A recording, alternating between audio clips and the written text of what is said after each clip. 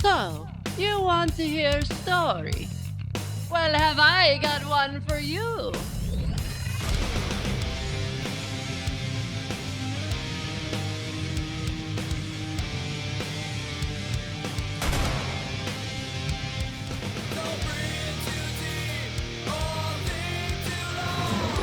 A lot of people around here with guns, so kind of helps to have an itchy trigger finger.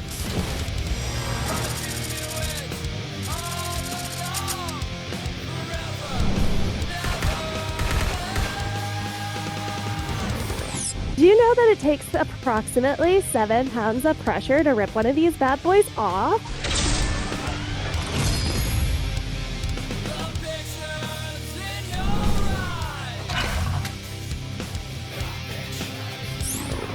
As soon as he clocks that, he just darts for the shadows.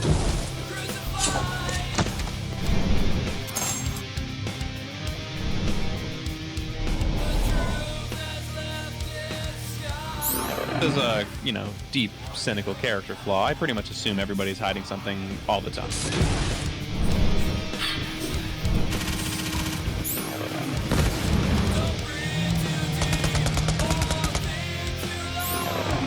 My boss was like, "Oh, you gotta fight this guy, or you're gonna get another bullet in the head." And I was like, "Okay."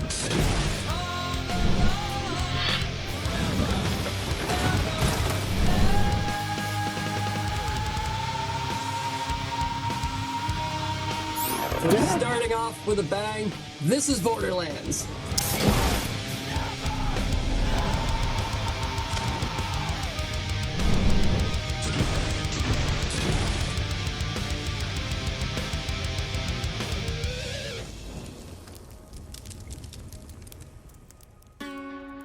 When we last left off, our crew of Mercs and Miscreants had traveled to Sub-Level 1 of Fia, a sector controlled by the infamous pirate gang, the Black Wings, led by Captain Sharon Odessa. Captain Moore was told of a job the Black Wings had available, and as such, a meeting was set. The Black Wings territory was a far cry from the relative order of the neutral zone. Our crew navigated a maze of catwalks and alleyways, eventually finding their way to the Captain's Isle. Captain Odessa explained the job was to locate Tracer Vlad, their missing supplier of Eridium Salt, who had not been heard from in some time, and the Wings were expecting a shipment. The one thing you don't do is renege on a deal with Captain Odessa, so Vlad is either in trouble or about to be. Vlad's last known location was on the planet Pandora in a little town called Ditchwater, within the ashes north of Sawtooth Cauldron and south of the Eridium Blight. After a raucous night in the Black Wings territory, our crew returned to the Fjorgorda and were soon hurtling through space until they reached their destination. And it is here, as the planet Pandora stretches out in front of the Fjorgorda, that we resume our tale of vaults and villains. On board the Fjorgorda, you all see before you the planet Pandora, and it appears to be largely desert, but with some marked areas of tropical and tundra and various places throughout the globe that you see before you now. Where the moon Elpis used to be now resides an enormous emblazoned mark of the Firehawk, floating in space after the events of the Calypsos led Lilith to phase walk the entire moon to unknown reaches. So you may do now. Obviously, we're getting ready to shuttle down onto Pandora. The maps have been locked, and you have been given your destination of the town of Ditchwater in the rocky, kind of arid region of Pandora. So, is there anything anybody needs to do before you set on your way? No. You have been fitted, thanks to Huami, with care packages, like a week's worth of rations, as it's unclear exactly how long you will be down. Captain Moore explains that you'll be taking the drop pod down. The drop pod is like a one-use. It just basically crashes onto the planet. And then you are able to move about, and you've been given a fast travel pass that allows you to activate a button to be recalled to the Fjorgorda. Nice. Yes, so when the job is complete, you can, or when you're feel like you're done on Pandora or what have you, you can hit the button and be re-digistructed back into the Fjorgorda. It's not like a prestige situation, right? Where it's actually going to obliterate my current body and just make a new me back on the Fiorgorda. I mean, I'm not saying that's not how it happens. Well, that's horrifying. There's a lot of speculation on Ignorance is bliss. Yeah, there's a lot of speculation on how Digistruct can work like that. There are rumors even that some people have gone completely mad from having been re-Digistructed too many times. Yeah. Great. This feels like one of those side effects that the doctors should tell me about when he prescribes the medication, not when I suffer from it. I suppose you can take the dog ship down, the modified shuttle that is on board the Fiorgorda, but you will have to make sure you return to it and bring it back. Tracer Vlad. So you have been able, like most people, he can be found on the dark web. So you have been briefed, and you can pull up like a little dossier on this guy, basically like his last known location, which was the town of Ditchwater, like generally like what he did, which largely was mining, especially for iridium. He's an iridium drug smuggler, black market stealer kind of guy. A general assessment of his threat level, just how like violent tendencies, martial awards, that kind of stuff, and he's resting at like a 2 or 3. Like, he's a smart guy, but not much of a fighter in most terms, just a smuggler. And the picture shows it is a Tracer Vlad is a tink, dark skin, usually dressed in some kind of apparatus, like a hooded kind of like jumpsuit, goggles and stuff. He spends a lot of time in the mines and breaking that kind of stuff. So very much kind of dressed for that kind of elements. Are we all loading into the drop pods, or does Hobbs have a legitimate problem that he would like to address? Oh no, I was being okay. Because that's one thing too. But all right, so you all like the Dr. McCoy thing. Huh? Like the Dr. McCoy thing, right? Dr. McCoy from original Star Trek wouldn't teleport. Space is full of death and disease. Awesome. So you all load into the drop pods. It's a little bit of a tight fit between the 5 of you, but you all squeeze in, buckle down, and the drop pod begins to rotate, and the ship orients itself as the computer runs its course, programming in the landing trajectory, trying to get you as close to Ditchwater as possible. And eventually, as the drop pod rotates, you feel it detach, and you are free floating as it drifts slowly away from the ship, just in the void of space, and circles you through the little viewing ports that you have in the drop pod. Before you hear the whirring of engines ignite, and the drop pod begins to spin and rockets down to the surface of the planet as you tear into the atmosphere, the heat shields absorb the heat that comes off of entry, and you eventually plummet into the clouds as steam breaks off the shuttle from it being superheated and then entering in the moist clouds, and you break through that. And moments before you impact the ground, you're able to get a lay of the land, which is these dark clouds kind of encompassing the sky, as rocky peaks jut from the ground, creating these rolling small mountainous hills, and rivers and streams run through all of these nooks and crannies, often collecting in the bases of these crags that foster small pockets of very wet grasslands. And you wouldn't know that from looking at it, so I'm going to skip past that. And then in the far distance, from the point you are hurtling towards, you see that there is an active volcano in the far distance. It's just pluming black smoke, which is partly why these skies are so dark. And that is nestled right in the Eridium Blight. And your ship tears past these flying monstrosities that are in the air as you go, getting closer to ground level here. Racks, these reptilian kind of creatures that have these enormous leathery wings and these hooked. Some have kind of hooked, toothy beaks, and others have more a leech kind of face. And as the drop pod just like smashes right through one, all of a sudden red is splattered all over the front of the thing. Eventually tears away as you're screaming towards the ground. Anti-grav boosters kicking in last minute. Everyone feels a pull on their harnesses as it begins to slow down, and then the final into the ground, and steam and smoke, rise from your entry point in the door. Hits the ground, and you step out onto the planet Pandora. One thing you would know about this place being briefed on it is that lava channels run under the ground from the volcano. So it's something miners have to be particularly careful for, because you can mine into an open lava channel. But it creates like these steam vents and like even steam geysers at certain points. But there's just kind of general level of like this ultra moist kind of mist hanging in the air.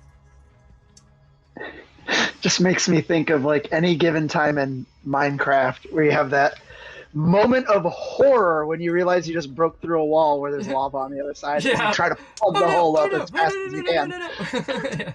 I always imagine the Eridium artifacts from the first Borderlands, because I always thought they looked cool. They had like the weird geometric shapes and the little pearlescent kind of thing to them, and just like pull out one of those and just kind of go bing, and it, wah, wah, wah. It puts a little field around me. Awesome. And then it shimmers like into translucence. Brilliant. Awesome. So your Echo Dex, now that you're on the planet, updates, and you are like kind of given like a general layout as to like how far you are from your destination.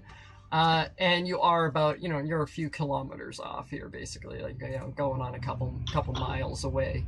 And there is a babbling stream that is like flowing south, and you're able, like, you could follow the stream down into like one of these crags in which, like, some of this kind of like moisture gathers, and that is where the town of Ditchwater is located. But nice. It will involve a few hours of trekking over these like ominous kind of rocky peaks that, like they go up and then like plummet down into these like basins and crags and that kind of stuff, creating like some of the highest points you can see like over, and you can see like a for the lack of a better term, call it what it is, like a buzzard nest, like far off, resting in the Sawtooth Cauldron. And the Sawtooth Cauldron is like where like these like rocky peaks turn into this wild kind of like grassland, and there's like caves and like tunnels and all kinds of shit in there, and you're moving north away from that. But yeah, you spend a few hours kind of navigating this kind of like treacherous, landscape, and hearing the sounds of like wildlife far in the distance. It's definitely like a far cry from like Promethea and like those kind of like more urbanized planets. This is a much more like unsettled kind of landscape with just like ramshackle like bandit clans kind of thrown up here and there, made from like scraps of wood and welded metal. But yeah, you're able to eventually make your way to where the hill, these rocky hills start to move into the a kind of downward angle, forming this basin. And in the distance, you can see the small mining outpost that is Ditchwater. And it, from a distance, it looks like it's like several buildings. It looks like it's the remains of some like Hyperion operation that has since been abandoned and taken over by like this bandit clan that Vlad kind of rolls with. You're able to just kind of make out town. It looks like there are like two very big buildings and a few of those kind of welded metal shacks like around it. And as you like, does anyone do anything as you make your approach to this, or are we just walking into town? What do you feel like doing? Kimmy, who has been recording everybody's reaction to the drop pod because she's very used to this kind of feeling, is just like, in the information, they probably should have said something about the smell. I think Kimmy is, as always, recording an intro. Mm-hmm. It's just like, hey guys, welcome to the Kimmy cast. This is Kimmy speaking. We are on Pandora, and oh my gosh, It is so dusty here, but I think we're going to be able to find some hidden gems. So stay tuned. It still has a scent of stale blood in the air. All right, brilliant. So you guys are walking your way towards Ditchwater. It is a wide open area, so pretty easy, you think, to spot you coming for anyone that's paying attention. But you are now within like 100 feet of Ditchwater. If there's anything anybody would like to do in that moment. I think Kimmy's going to have her shotgun at the ready just in case once she's done recording. Nice. Goodbye. Have a good day. Don't forget to like and subscribe. Yeah, exactly. Seeing everyone pull out their weapons, Doc will also pull out his pistol. All right. Awesome. So you get up to about like 50 feet to Ditchwater. Now the front two buildings that kind of mark the edge of this town. So you're down into like this like kind of like, you know, gully crag type deal with these, you know, jutting peaks that kind of form this bowl around you guys more or less. And the river just kind of runs into there before it begins to just kind of run dry and be suffused into the land. And again, that steam vent is rising because the water is seeping down into like the superheated rock below it and kind of just bursting in little spurts here and into the air. These two large buildings that mark the entrance to the town are connected by this overhanging catwalk, and they're just big concrete abominations that have like half of the name Hyperion like scrubbed off or spray painted over with like these kind of gang signs that indicate this is territory of what is known as the Lava Cross Gang, which is the gang that Vlad was most affiliated with. And as you approach, a tink, you know, kind of paler skin, wearing what looks to be some kind of big desperado hat, holding a shotgun, fit in like a tack vest with like a mat, like a, you know, like kind of like a respirator mask on over his face. Chink, chink, chink, steps out onto the catwalk and just yells over, "Yeah, state your business!" Hi. We are looking for a man named Vlad. What's it to you? Money. Yeah, unfortunately, we owe him a bit of money, and in order to make good on our name, we have to go ahead and see the man. What he said. Yeah, that's the gist of it. Is this hat like disproportionately huge for his head? Because that's what I'm imagining. Relatively, I would certainly say. Okay. I can actually give you guys a quick picture if you want of what I was kind of envisioning. Oh, please. Yes. All right. Give me just 1 second here to find it. Because I'm imagining this little dude who like has a hat that looks like it's basically the size of his body. The hat is definitely like, yeah, big, like too big.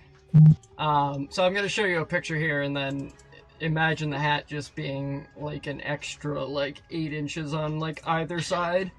But let me go ahead and screen share this here. Just kind of like turn to Duck and go, I can't stop looking at his hat. That's a little wild, isn't it? How does he see out from under it? So yeah, so that kind of guy. Just with a much more like the hat, and it's kind of like flops at the edges a little bit. Oh, okay. I was looking at the text chat right in the stream. Oh, sorry. Yeah, the stream. Nice. Yeah. So yeah, like how does he see out from under it? But the thing is, like, that's definitely a hat made for someone bigger than him, I think. Yeah. So you call out, you know, trying to seek for Vlad here, and you step forward, like, you know, up to like about, you know, the 30-foot range, and he goes, "Yeah, Vlad shacks up here sometimes, but he ain't been around too much recently." Any idea where he went? This is kind of important. Hey, I don't suppose I can say exactly. He's always kind of running off into the various mines. He likes to go deep into the Eridium Blight sometimes. Fair enough, fair enough. Well, thank you for your information. I suppose we'll have to go look for him there. Any hospitality in this little town? I mean, we are obviously visitors coming from a long way. It'd be good to get our bearings. Yeah, you know, hospitality is kind of a funny thing, because we like to, you know, take advantage of others' hospitality, sometimes by force. And at this point, you see two tinks on the backs of skags begin to move around the buildings. Doors open and more, like, you know, like 3 more tinks, like, kind of start walking outside, all of them armed. And before you know it, you are almost outpaced by the amount of armed men staring at you. He goes, so, why don't you drop anything good and just back away? I'm just gonna say, fellas, come on. We were doing so well, and I promise we're pretty affable as you know, guests, but we are a fucking handful as unwelcome guests. So why don't we settle down and you point us in the direction of these blights that we want to find? Well, it's always been my assumption that people are easier to search when they're dead. Roll initiative. I can't say he's wrong. Business decision on your part. Well, that went well. So just so everyone knows, Duck, you are in the red. Fidget, you're in the orange. Tegan is green. Kimmy is at purpley pink. And Hobbs is blue. Everyone else, the red and yellow, baddies. Awesome. So we have rolled initiative, and there was only one tink that outpaced either of you with a nat 20 roll earlier from me. And it is this demolitions tink here. Which the demolitions tink is right here, up on the roof. So to give you a better layout of this, so every number you see that's 25 feet, 15, 10, that is off the ground, not from the closest thing. Everything is ground up. So you have the catwalk that's 15 feet high in the air, 10 feet above that to 25-foot ledge of the roof. So if you're feeling me for that. So 15 feet in the air, this demolitions tink here. Sorry, before we get into this, I just kind of threw you guys on here, but you can, plus you guys did walk up in a group, but you can feel free to give yourself some leeway where you want to be. You don't have to just be in that flat line. So if you want to move your tokens or have me move them if you're not on roll 20. So Tegan, were you more in the front or more in the back? I'll probably be more in the front. Alright, so we will just kind of put you there to the edge of, we'll just leave you right kind of where you are. Everyone else, are you moving yours anywhere? I think I'm good where I am. Yeah, I'll stay there. Alrighty, so the demolitions tink is the only one to go before you guys. But what he is going to do,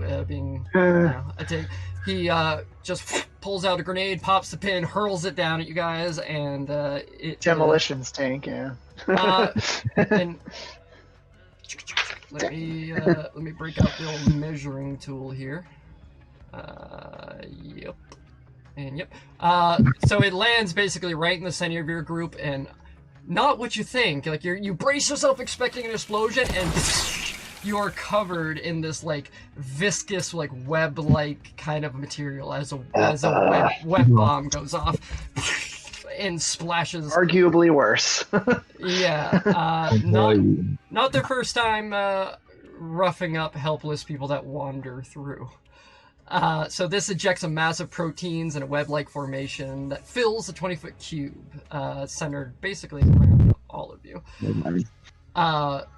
And it just like sticks to you and sticks to the ground, and you have, this does require a dex save, so you're not immediately covered. Everyone give me a quick dex save. Sorry. I forgot. Nat 20! Oh, alright. Nat 20! Selling that money? 14. Hey. 14? Is that? Oh no. Yes. 7. Aw. I got an 18. And, sorry, Hobbs, what'd you get? 14. Alright, so actually it looks like, Duck, you're the only one that catches this, as everyone kind of instinctually, like, leaps back out of the way, and it just kind of ends up, like, covering on you as everyone else is able to just dodge out of the way. I thought I had you all for a second, and then I remembered there was a save. Like, that's okay. But Duck... I thought it was boned with 14. What's that? I thought it was boned with a 14. I was expecting it to be a bad save. Nope, 14 just manages to pass it. Kimmy, don't forget to take a badass token for your nat 20. Yes. And so Duck, you are restrained by these webs. You can use an action to try to break them on your turn, if you would like. But that's going to be it for this demolitions tink, as he just kind of like, just, makes noise up there. And then it's going to be Hobbs. Let's see.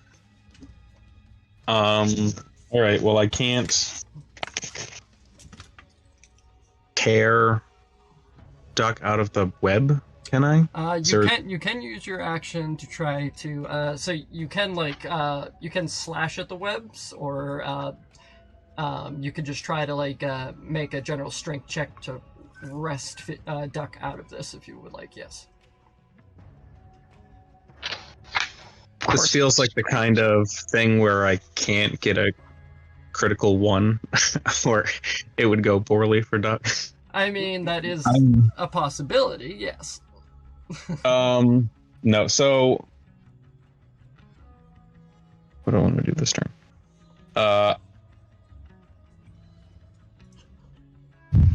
Yeah, Hobbs is going to pull out his katana and try to cut the web. Oh god. Alright, shing! You whip out your katana. Go ahead and make an attack roll against this web. And I'm just going to say, don't panic, and definitely don't move. He immediately starts panicking, but that's a 19 on the dice, so it's pretty good. Yeah. It's going to be a 24 to hit. Yeah, absolutely. 24 hits. Go ahead and roll your damage. I think at this point, pretty much any damage you do to it is gonna probably get it done, but just based on your stats. But go ahead and roll for it. 7. 7. 7. Yeah, actually, so it's technically 9 because I huckleberry. Yep, that will be enough. As you cut a swath through it and grab Duck by the arm and pull him as you kind of peel away from these web-like proteins. You can see Duck is shaking in his boots, but he goes, "Thanks." And no, the best of bad options. So then I still have movement, yeah. So I'm going to run to the corner of this fucking structure, whatever this thing is, just to try and be out of the line of sight of all the bullets. Awesome. And that's my turn. All right. Right? I just attack. So yeah. This one tink will get this one guy here as you run by him would get an attack of opportunity. Okay. But he's just gonna swing out with the butt of his gun, and that is 16 to hit. Yep. Oh wow. 16 hits. All right. Cool. And that's gonna be 5 points of bludgeoning damage as he just kind of pistol whips you as you walk by, run by, just swings out. I'm running in a straight line, and he just sends me in a 4-foot zig straight one direction, and I have to loop back. And I'll just shout a dizzied "fuck you" at him as I try and tuck behind this warehouse or whatever it is. Nice. Just little. Fantastic. Good shot, little. God damn it. Awesome. After you is You Fidget. said 5 damage, right? 5 Sorry? points of bludgeoning damage, yes. Does that go to shields? Yeah. Or when it does? Yeah. Yep. Okay. As long as your shields are up, which pretty much you can assume that they're up anytime you have more than like a 20-second delay or what have you. So like whenever you're out of combat, you could assume that they're just like recharged. Dope. So is that it for you? Yep. That's it for me. All right. So Fidget, that's you. Is this like catwalk? Is this something we can walk under, or is there underneath it? Is there like a barricade to stop us from going that way? Nope. It is actually open here, and if you would like, just for the sake of you guys being on ground level, come on, work with me here. Ugh, that's the wrong thing. That's why. Roll 20. Oh, that's just up in the air? That is 15 feet up in the air. Yes, indeed. So. But there's no like gate or fence underneath? Nope. It is just wide open right in there. So if you want to adjust where you would run, you certainly can, Anthony. Can I just I'm gonna put myself on this side of the wall. I still can't get much further than that, but I would definitely get under the catwalk. Fair enough. Yes, indeed. Thanks. I know it's a little hard to show depth. I do my best with like these numbers, but they don't always. No, I mean it had like a little fence along it, which is of course probably so you don't fall off the catwalk and die. But I thought it like I had the same exact thought. Yep. Yep. No. So open air on that catwalk. And can we 5, 10, 15, 20, can we move? Is the web causing any kind of like difficult terrain or anything? Or? Yes. So that area is still covered in the web for the duration here, or unless it's cleared or set on fire. But yeah. How big of a web? It is a 20-foot cube, and it landed. Well, that's not what I wanted to do, but we're just gonna put that there. And that would be right about like that, or that's 15. So even another cube down, 20. And does it have any like bad negative effects to our movement or anything, or? It is difficult terrain, so you would be half trying to get out of it. Yes. And then is it moving out of one of those spaces difficult terrain, or just into it? Moving out of it is the exact 10, 20, so I can get there. Yes. But that's fine. I just wanted to be underneath the guy throwing grenades. Yes, you absolutely are. So mark. Just remember here. I'll mark this little guy, with a dot, blue dot, so you know he is up high. Cool. And I don't remember. I honestly cannot remember what the hell element my gun was set to last. I'm gonna start marking it. I'm just gonna say like odds it's electric, evens it's fire. Okie doke. Evens, all right? So fire. So I'm gonna mark it this time, so that way I know. And then I'm going to use my bonus action to charge it, and use my action to fire it. Awesome.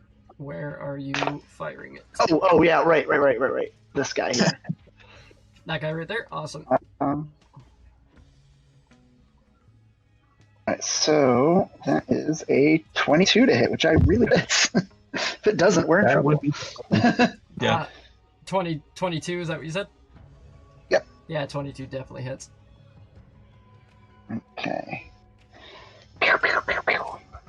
So that does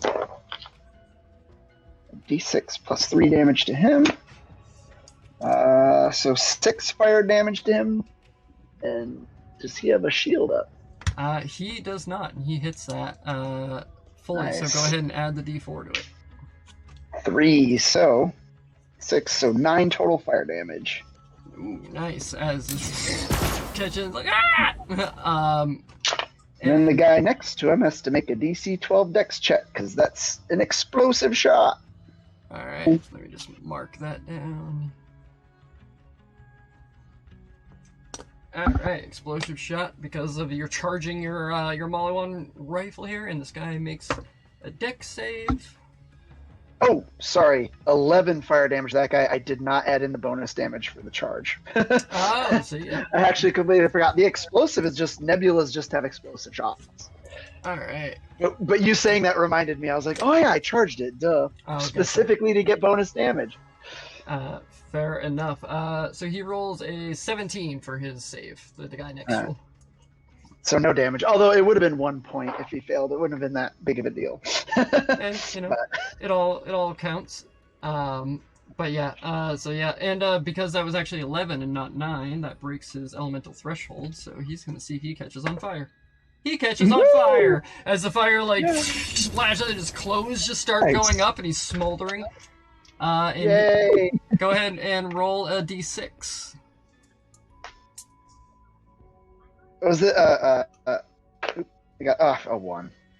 1. Okay, so he takes 1 additional point of damage, and putting you in dice jail.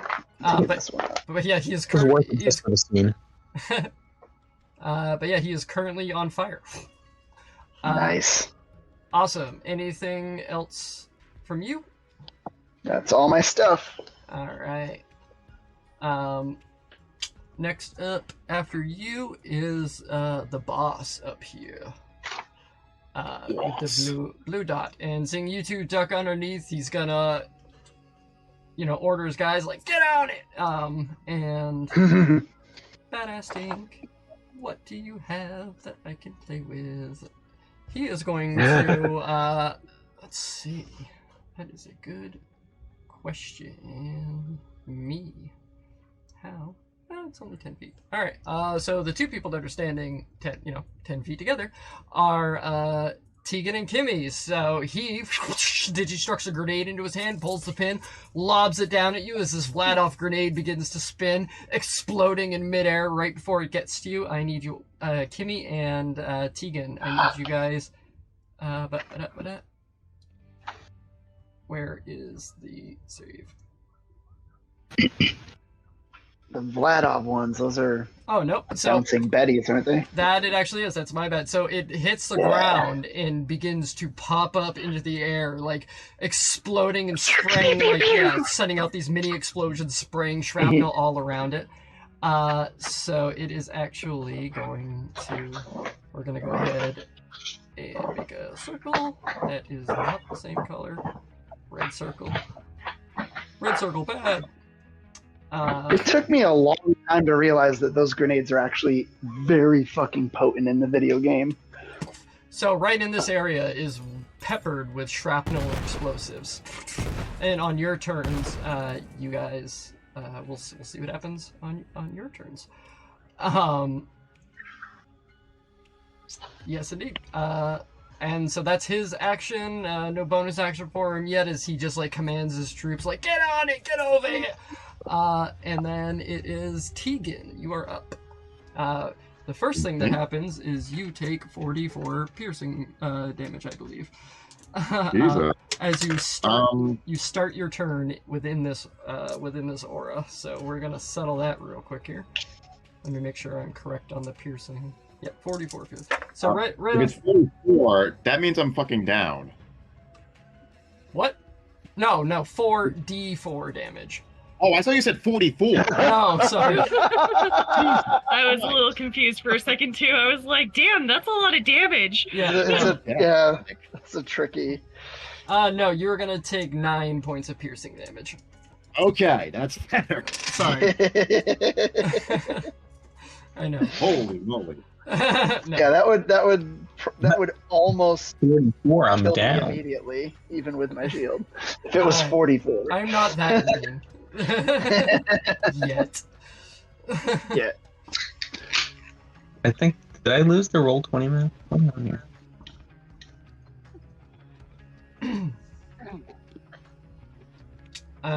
So that is his turn, and then sorry, no, that's the start of your turn, Tegan. So now you are free to do what you would like. You're still in this kind of gooey, sticky place. Your boots are sticking to the ground, but you're up. You do what you want. Okay. Well, So, am I able to at least make it to this the nearest guy here, like right in front? Yeah, absolutely. If you're talking about, are you talking about, like, if you're going for this guy is 15 feet up in the air. No, I'm talking about the person that's closest to me. Okay, so like this guy?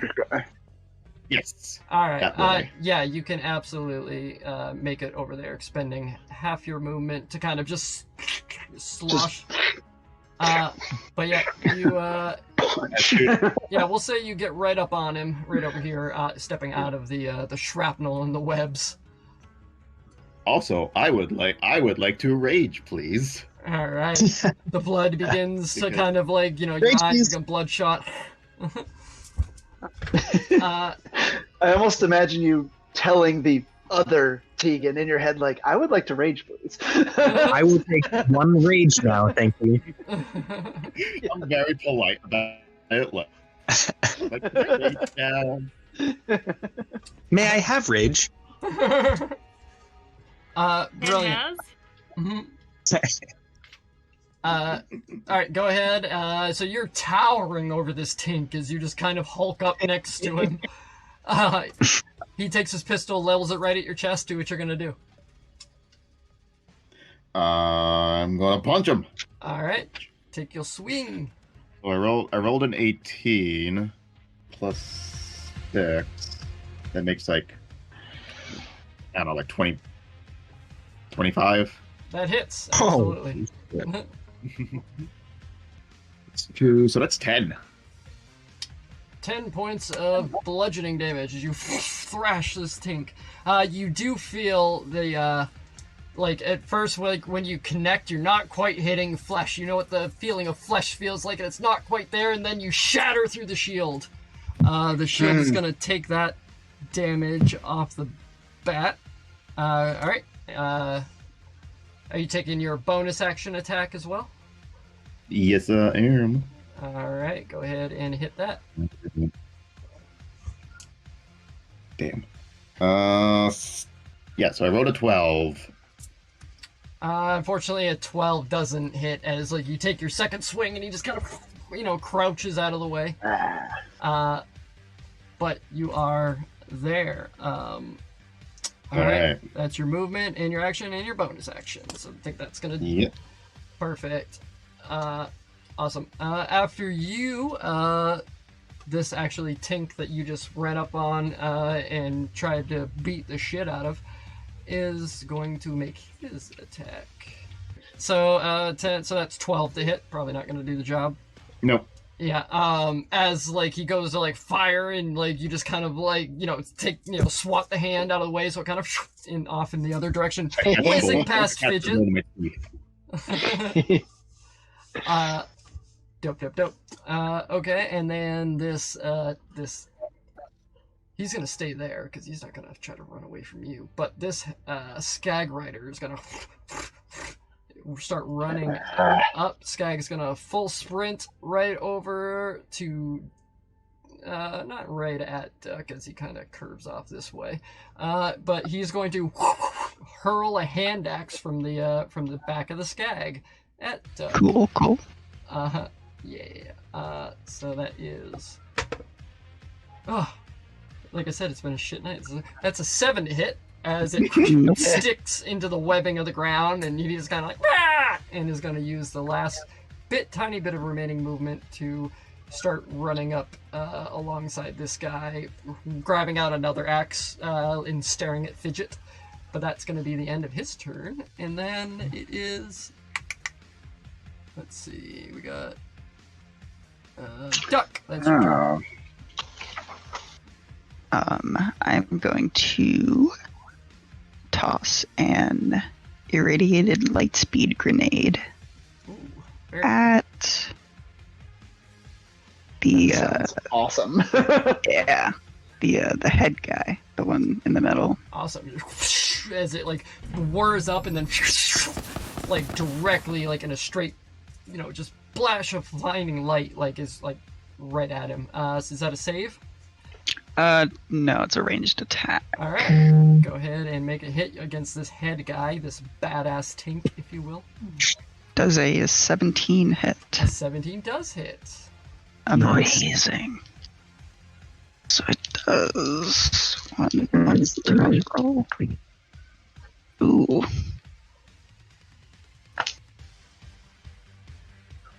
16 radiation damage. Whoa, man, awesome. Yeah, it does 4d6. And the next attack has advantage. So you see the shields break on this guy as he's like soaked in with the radiation, as you already see like burns begin to form on some of his skin. The next attack has advantage, and I'm gonna move just a little bit there. Make note, whoever attacks this guy before Duck's next turn does get advantage.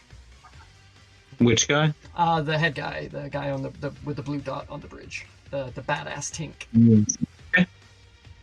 All right, you kind of and Duck, you like out of the web and just kind of back away. Fantastic. Is that the end of your turn? Yes. I don't really have any bonus stuff. Okay, so now we got these other tinks here. Tink number 1. Yes. Okay. All right. So we got two tinks here. We got the one right here that's gonna take a shot at Kimmy, and we got one right here that's gonna take a shot at you, Duck. With they are holding, as you can see, Hyperion pistols. First one's 17 against Kimmy. Yeah, the hits. And 12 against Duck. Nope. Kimmy, you suffer. End of sentence. You suffer. You suffer, 7 points of piercing damage as this gun, like, and then, as both of their bonus actions, they're going to activate a button looking down the scope of the pistol, and little Hyperion shields come out of the side of the pistols. Ooh. Yes, front-facing deflector shields. Brilliant. Moving on from these two is Kimmy.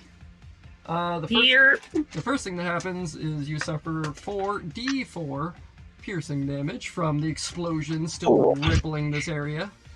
Actually, this guy should make a constitution, a concentration check on that, and he passes. So yes, sorry, 4d4. And that's going to be 10 points of piercing damage to you. Alright. I just dropped like 94s. What the hell? I had like a fistful and then I just dropped them all. This is why I keep my dice in the tray. Okay. Missile. Wand of magic missile. Yeah. Alright, so Kimmy, now it is your turn. Alright, I am going to get the hell out of the little circle of ick. I'm going to move this way. And then I'm going to activate my expendable assets. Alrighty. Let's activate those expendable assets as you, now that you have this brand new tech, tell us what happens. Kimmy just, like, whips out her little go bracelet and just, like, slams on a destructed button. And, like, a little, like, strobing kind of look comes out of it. And the two clones digistruct, like, jumping for joy. And just, awesome. Alright, you can move these guys anywhere you like. They don't have to be right where I put them, but you can move them if you want. But, so yeah, awesome. You guys watch for the first time as, like, these two, like, digital, like, holographic, like, replicas of Kimmy just kind of into, to real life, into existence. And, like, they are kind of flickering between being, like, that kind of, like, blue kind of translucency hologram-ish to, like, being, like, fully realized color. I'm just gonna move the one with the blue dot to my other side. Okay. As all of a sudden this one Tink finds himself surrounded, more or less. He's like, ugh. So I guess I'm gonna order my clones to attack this guy because you know it's right there. Alright. So that does happen at the end of your turn, so is there anything you want to do before the end of your turn? She's gonna point at the main blue guy and be like, "You messed with the wrong people, mister!" He's like, we'll see, sugar, when you're laying on the ground bleeding out. I'll save you if that happens. Thank you. Brilliant. Alright, go ahead and make your attacks for your Digiclones. Alright. So, let's see here. The first one's an 8, which probably... Oh, where'd it go? There it goes. Alright. That one probably misses, which is fine. Unfortunately, it does. As a shield The other one's a 5, so it doesn't do any better. These two, like, plasma blasts and, like, the Tink just being so, like, you know, small and nimble is just kind of, like, dodging around these things. Dance! Person, dance! Playing it off like she did that on purpose. Alright, but at the end of your turn, it is the Skag Rider, and those will actually save you. As the Skag Rider runs up past Kimmy Blue here, the Kimmy clone, and whips a hand axe for an 11. Really garbage today. So that's probably not going to hit your clone, I imagine.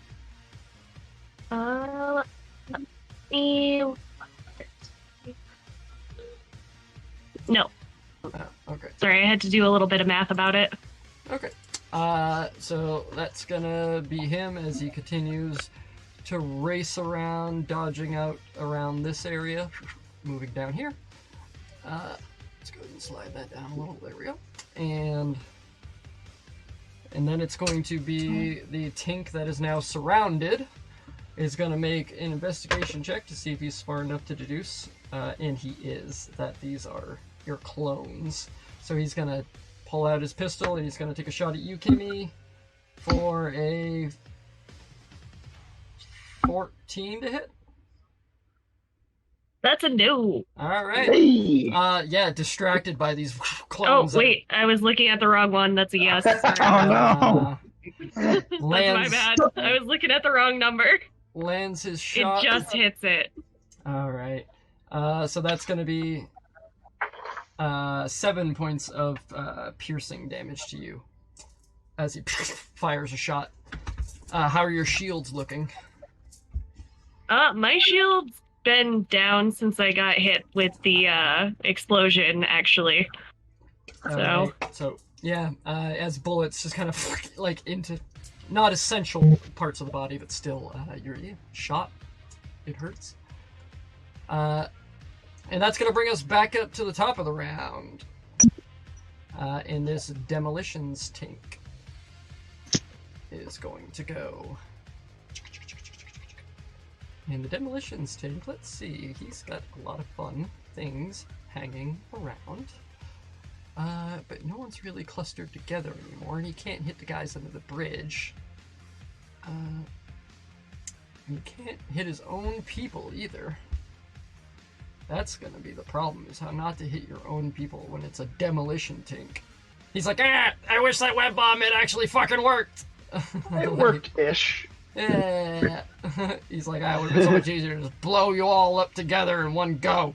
Alright, so he is going to use the Sticky Slagger at 2nd level, and he's gonna aim over the head of this tank standing right in front of Tegan. And he is, gonna throw this this Vladoff grenade at you. This one not a bouncing Betty. And that is with... Ooh, that's a 22 to hit on Tegan. Sorry, to hit who? Tegan. Oh, sorry. Oh, yeah, that hits. All right. And I need you to make a Constitution saving throw. 7 points of slag damage as like this sticky purple vapor just kind of and like just noxious purple fumes kind of waft up into your face. I got a 19. A 19 saves. You do not succumb to the slagged status effect. Hell yeah. But you heard you do take that damage. And it's not reduced because it's slag damage. But that's the end of the demo, Tink. So Hobbs, that's back up to you. Make a perception check at the start of your turn. Okay, perception. Right. That's gonna be. Nope, that's not a 9. That's a 6. So that's gonna be 9. Cool. Fighting. What are you gonna do? Yeah, damn. So what I think I'm gonna do is. That's an arrow. What I think I'm gonna do is run past the gangway here to like this corner over at Nya. Yep. And does that? Yep. Go ahead. Sorry. Does it give me line of sight to this dude who we have advantage against right now, or? I think you would have to go at least one back, or you can climb on those oil. I was just gonna ask, or should I climb on these rusty? Yeah. Whatever that is. All right, because I have the movement. I think, depending how tall you think these are, but those are like a good 4 or 5 feet tall ish. You know, like you can just kind of scramble up on there, no problem for you. Nice. And then you will just be able to make out this guy as he's on the edge of the outer edge of this walkway here, this catwalk. Great. Cool. Well, so he's all cocky and whipping grenades off the other side. I'm going to whip out my Marshall and try and put a bullet in him. Nice. So that's a. What is that? A 15? Yeah, 15. Unfortunately, 15. Well, no, wait. With advantage, right? Yes, with advantage. So nope, that's worse than 15. Okay. He's not technically engaged with with anybody because technically Fidget's below him, but he was distracted, so I would have given it to you, but sorry. Unfortunately, as your bullet just kind of wings off like part of his like shoulder armor, you know, like and sticks straight through like one side of his hat. Shitty hat anyway. Yeah, I think that's my turn. Alright, as you're kind of tucked safely back, I don't think really anybody... I can only make excuses for maybe 2 of these guys to have any idea that you've like run off there. So, that'll be good for you. At the end of your turn, Fidget! As this Skag Rider is charging around you. How beat up does Kimmy look right now? Kimmy, on a scale, how beat up? Kimmy has 16 hit points left. I wasn't sure if I would know which Kimmy is Kimmy. I mean, like compared to your maximum, is that a lot, or are you like pretty beat up? My maximum health is 26, so could go either way.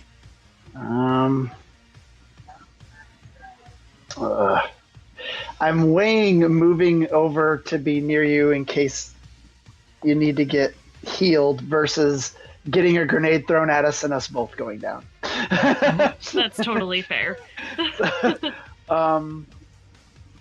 So for now, I'll 10, 15. I don't want to. I'll shoot first, then move. If I move first, then you won't be within the short range of my weapon anymore. So I'll charge up and shoot at that guy again. Alright. Go ahead and... having him light on fire, is that doing anything? Do I do any damage at the top of the round or anything? It's actually at the start of his next turn, unless if he or somebody uses an action to like douse it, he's going to take another 1d6 fire damage at the start of his turn. Okay. Oh, was that the d6 I rolled? I didn't know if that was damage or that was like rounds he was on fire. What was it for that? Nope, that was extra damage. Okay. So because I meant to ask, and then when I rolled the 1, I was like, it's a 1, and just forgot to even bother asking the question I was going to ask before I rolled it. Fair. But you see he's still actively burning. As he watches his companion on his Skag ride right by him. Nice. I keep rolling high. It's not a 20. It's a high roll. It's another 22 to hit, so it's gonna Nice, that hits. hit him. Rather have had a nat 20, but that's okay. I mean, anyone would always rather have a nat 20. That's needless to say. But changing the 6-sided die is a good call because that rolled a 6 this time instead of a fucking 1. So 6, 7, 8, 9, 10, 11, 12, 13 fire damage to that guy.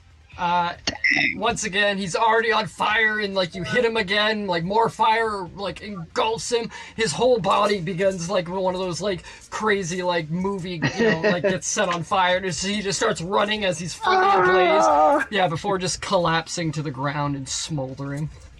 Sweet. And that is two buddies next to him. Got to make me a dexterity saving throw. Ooh, very good. Let me mark him as down. Dex save for the tank south of him is a failure, and dex save, the Skag Rider succeeds. The guy that failed, does he have a shield up? Yellow.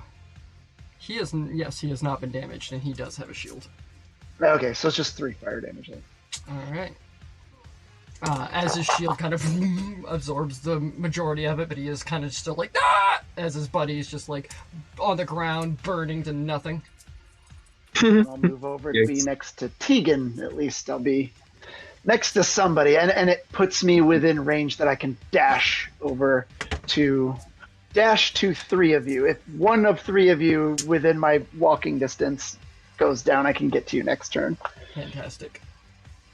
Run up to Tegan underneath the catwalk as you hear the master up top just like Farad as he watches one of his comrades burn to death, which is going to piss him off. And Fidget, before the end of your turn, make a perception check. Oh, there it is. Okay. I shouldn't have said anything about how I was rolling high. I got a 4. Awesome. That is the end of your turn. And now it is going to be this badass Tink's turn. I don't think he's going to keep... You guys have all kind of moved out of the radius of it. I don't think he's going to keep concentrating on this core buster. So instead, he's going to change tactics. Where is that tech? Sorry, trying to find. I made all of these little tech cards, and I keep meaning to do that. I just made 3 cards for my 3 guns. There you go. Well, hey, it works. Yeah. He's gonna turn, and he's going to. Since his hat just got like a hole in it, he's gonna run over here and be like, you little mother! And he's going to pull out another grenade and hurl it. I'd like to disillusion him. Ooh, okay, yeah. Go Oh, ahead, did go ahead. someone? Huh? Sorry, did someone hit him Oh. after I did? Tell him that his vote doesn't count. No, Hobbs tried to hit him, but still missed even with the advantage. Oh, okay. Boo. So I wasn't paying attention for a minute, so. So Kimmy, go ahead and tell me about disillusion. All right, so disillusioning is a skill that Rhapsodists get at level 3. So you can learn how to use your wit to distract, confuse, or otherwise sap the confidence and competence of others. When a creature makes an attack roll, ability check, or damage roll, you can use your reaction to expend one of your inspirations to disillusion that creature. Roll your inspiration die and subtract the number rolled from the target's roll. So I'm going to fuck up his throw. She's going to be like, why are you so mad? That hat's ugly as sin anyway. And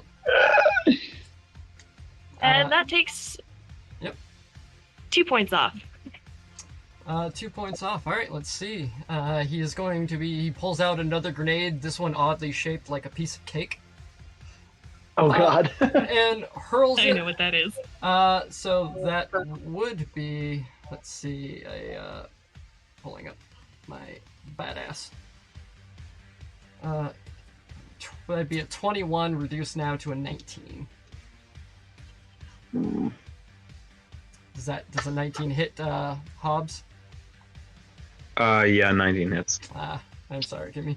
You do your best, but he's just mad about his hat and throws this piece of chocolate cake swinging out and connects you right in the chest, Anthony, with really low rolls, dealing 3d6 damage, 4 points of explosive damage, and you got frosting on your jacket. Oh. The fact that it got through the shields and like made it on my jacket is truly like pissing my cereal. Like, Hobbs is very unhappy at the moment. All right, I can't believe how low I rolled. That was ridiculous. It was 2 1s and a 2, and I was like, "Fuck you." Timmy's just off grumbling, like, it's not my fault I'm not as mean as my brothers are. Jesus Christ. All right, at the end of the badass's turn, that is Tegan. Okie dokes. At the beginning of your turn, make a perception roll. Ooh. You're raging, though, so I'm going to say with disadvantage. All right. Let's see, 8. Ooh. Okay, so that is 8 plus 14. This Tink's a jerk. What are you gonna do? Oh, I'm gonna charge up my knuckles, my explosive charges. Yeah. And this Tink, like, you see his eyes get a little wide, and he's like, "Oh no!" Like, go ahead, make your attack. Alright. You just see like every time I play. Huh? Oh, sorry. 18. I was just gonna say, you see like the kind of animated like gulp. The explosive knuckles reminds me of like when I played as Brick in the original. I'd always use the explosive infusion for the berserking. Right. Awesome. 18 hits, yes, for sure. Okay. So my base let's see, my base damage. So that's 8. So that's 8 bludgeoning, and I forgot. It's a 1d4 explosive damage. 1d4. Okay. 1d4 explosive. Explosions. 3 explosive damage. So, yeah, 8 bludgeoning and 3 explosive. Oh, with just enough. You rear back as your knuckles like glow, and you just like and just like cave this dude's chest in and send him flying backwards, dead. Nice. Brilliant. Marking him as dead. What else you got for me, Tegan? As he like falls back. How much would it take for me to like climb up on the catwalk there? With like what's your strength score? My score or my your general like strength score. My modifier. It's 18. Yeah, with an 18, you're able. You could like jump up and like grab hold of it, and then I would need you to make an athletics check to like pull yourself up. Which does the raging in this work like in D&D? Does Tegan get advantage on strength checks? You do get advantage on strength checks, so you can roll this with advantage. Hell yeah! Nice. Now you love barbarians. That's why. Not 20. Oh my god. So you don't even grab the railing. You just like full on like cave this dude's chest in, like squat down really low and just like Hulk jump up. That's what I was thinking. Hulk jump. I'm gonna mark you with a little blue dot so we know you're up high too. You are now on this catwalk 15 feet into the air as the demolition tank over here like screams and falls into these boxes as you watch someone just leap 15 feet vertically in the air. Yeah. Dope. So that'll be, the movement to make that jump. So we'll call that 15 feet, and then what do you want to do now? Let's see. I've already used my attack. I already used my attack. Yep. You can make your bonus action attack unless you have something else you'd like to do. Oh, okay.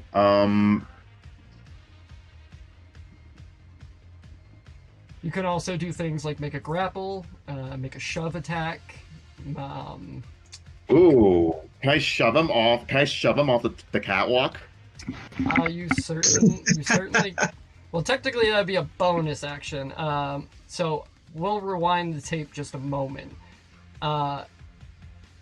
When you rage, for the first time, do you go into your berserker rage? Yeah, berserker. Okay. Just make sure to call that out in the future. But as a bonus action, while you're berserker raging, you can make a shove attack. Right. So yes, go ahead and give me with advantage an athletics check. Yep.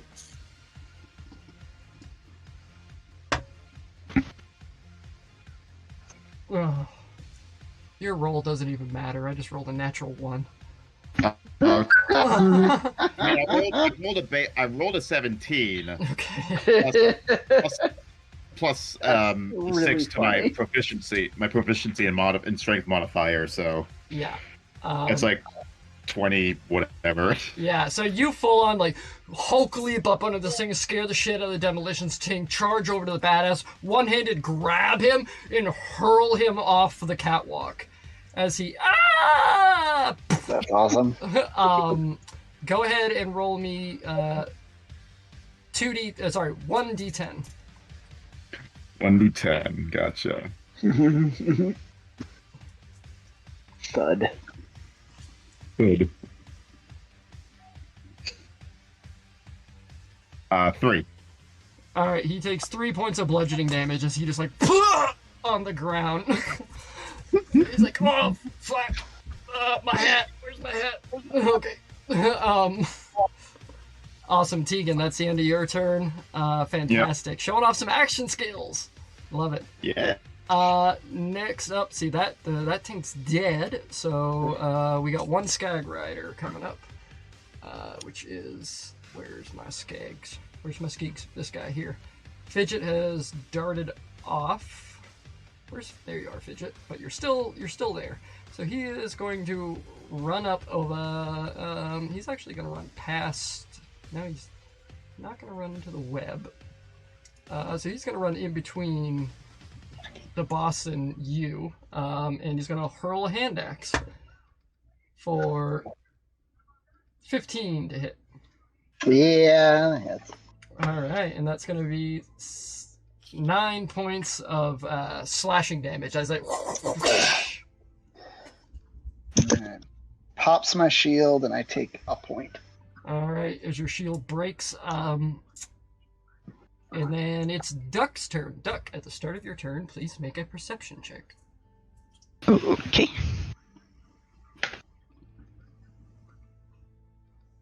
What's my perception? Where is it? Oh, 13. Yeah, Fidget looks like he's getting kind of fucked up. Kimmy looks a little fucked up too. But you're fighting. What you gonna do? Well, now that you said that, I feel like I have to heal. Oh, you don't. I was just telling you something that you could plainly see because you're not seeing the other thing. Yeah. Okay. I'm going to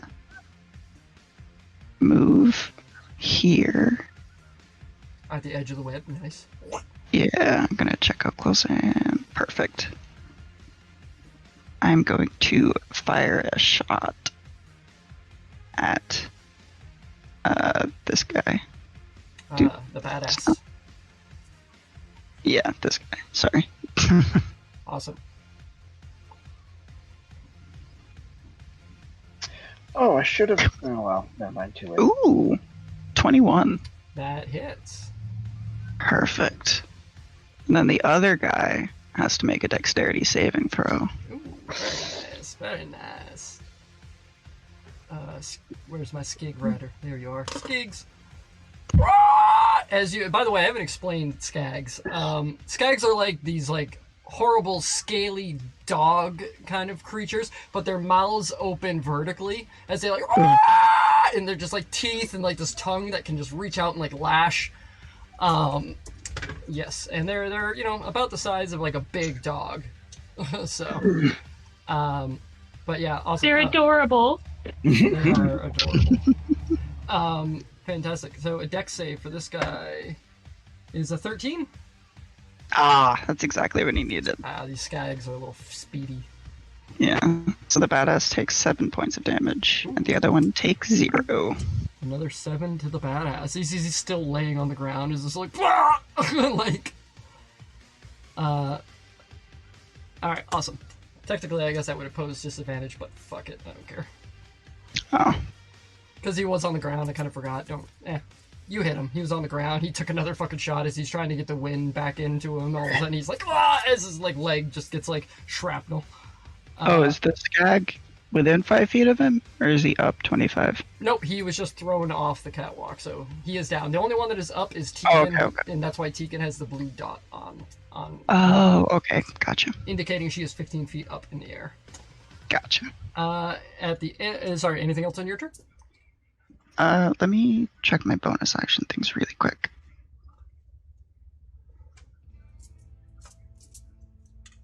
Actually, yeah. I will throw an invigoration at Fidget. Awesome. You destruct out this Eridium artifact, and you could see it like pulses this like, red and blue kind of phasing like transfusion energy to them. Yeah, and since I have the Dr. Zed's body spackle feature, he automatically takes 8 HP left back. Nice. God, my mouth's not working tonight. Sorry. Sorry. All right, Fidget, 8 HP back to you. Okay, I was only missing one. Oh, that's right. Yeah. wait, who?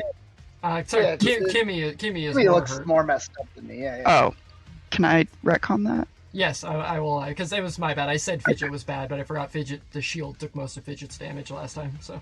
Okay, so Kimmy takes 8 HP back. Oh, thank you. Yeah. Dope.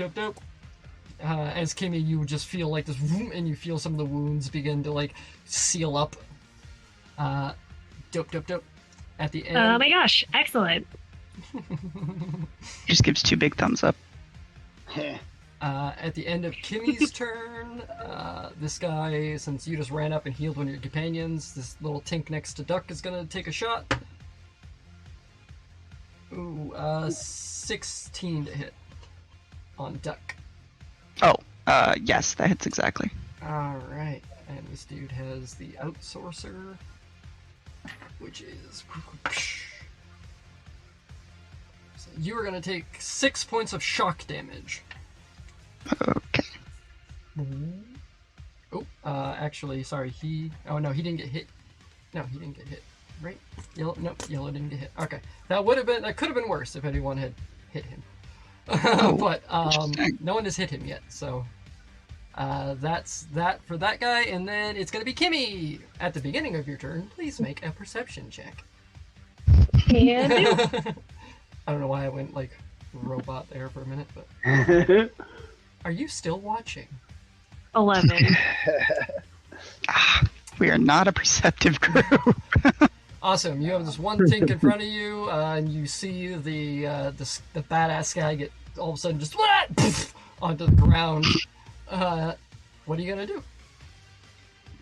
I'm going to punch this tank in the face with my caustic knucks. All right. Your knucks begin to pulse with your green kind of elemental cartridges that rest in between the knuckles. Not gonna lie, kind of forgot that I had it. Yeah. All right, go ahead, take your shot. Does a 13 hit? On the tink. Unfortunately, if 13 does not hit this guy. Shit. I'm sorry. Okay. But you do not expend the use of the cartridge, only if it hits, because it needs to break the cartridges. Okay. Then my digi-clones are gonna shoot at him again. All right, take 2 shots. As he's just nice. Does an 18 hit? Yes, an 18 absolutely hits. Alright, so that's 1 for... Hang on. I still have the thing pulled up. Thankfully, I'm smart. I believe it's 1d6 shock. Ah, yes, thank you. And that is 4 points of shock damage from one of them. And the other one misses because I rolled a 3. But that's okay, I still hit him once. Awesome. No shield on this guy, unfortunately, but he does just as he's getting shocked by these plasma bolts. Dope. At the anything else on your turn, bonus action wise? I'm going to give Fidget an inspiration. So. Woo! Awesome. 1d6 to Fidget. As what do you do to inspire him? Be like, you got this, little buddy. You're our son. Yay! Dope. Alright, at the end of your turn, this other Skag Rider is going to about face and race back this way, except this time he's going to stop. And his Skag is going to bite at you. It's with a natural 4. Which one? He's actually biting at the clone, that's true. Let me make an intelligence check to see if he deduces who you... No, he does not. So yeah, a bite at the clone, it just kind of won't through him, not doing any damage. And then he's going to hurl a hand axe, which also misses, as it again just won't right through it. He's like, what? Why don't you die? This is impervious to damage. Yeah, and then being scared that you're impervious to damage is going to run back this way. So go ahead and you can use your reaction to have your clone take an opportunity attack if you would like. Oh, I'm going to do that, yeah. All right. That's not going to go. I rolled a 1. All right. The Skag is just a little too fast as it just races by. And then this Tink that you've been accosting is going to take a shot at you. Wow. All right, this dice going in jail. Let's see, that's the end of his turn, bringing us back to the top of initiative. And at this point here, as now something we haven't seen in one time. Just a tiny bit. 2 out of the ground.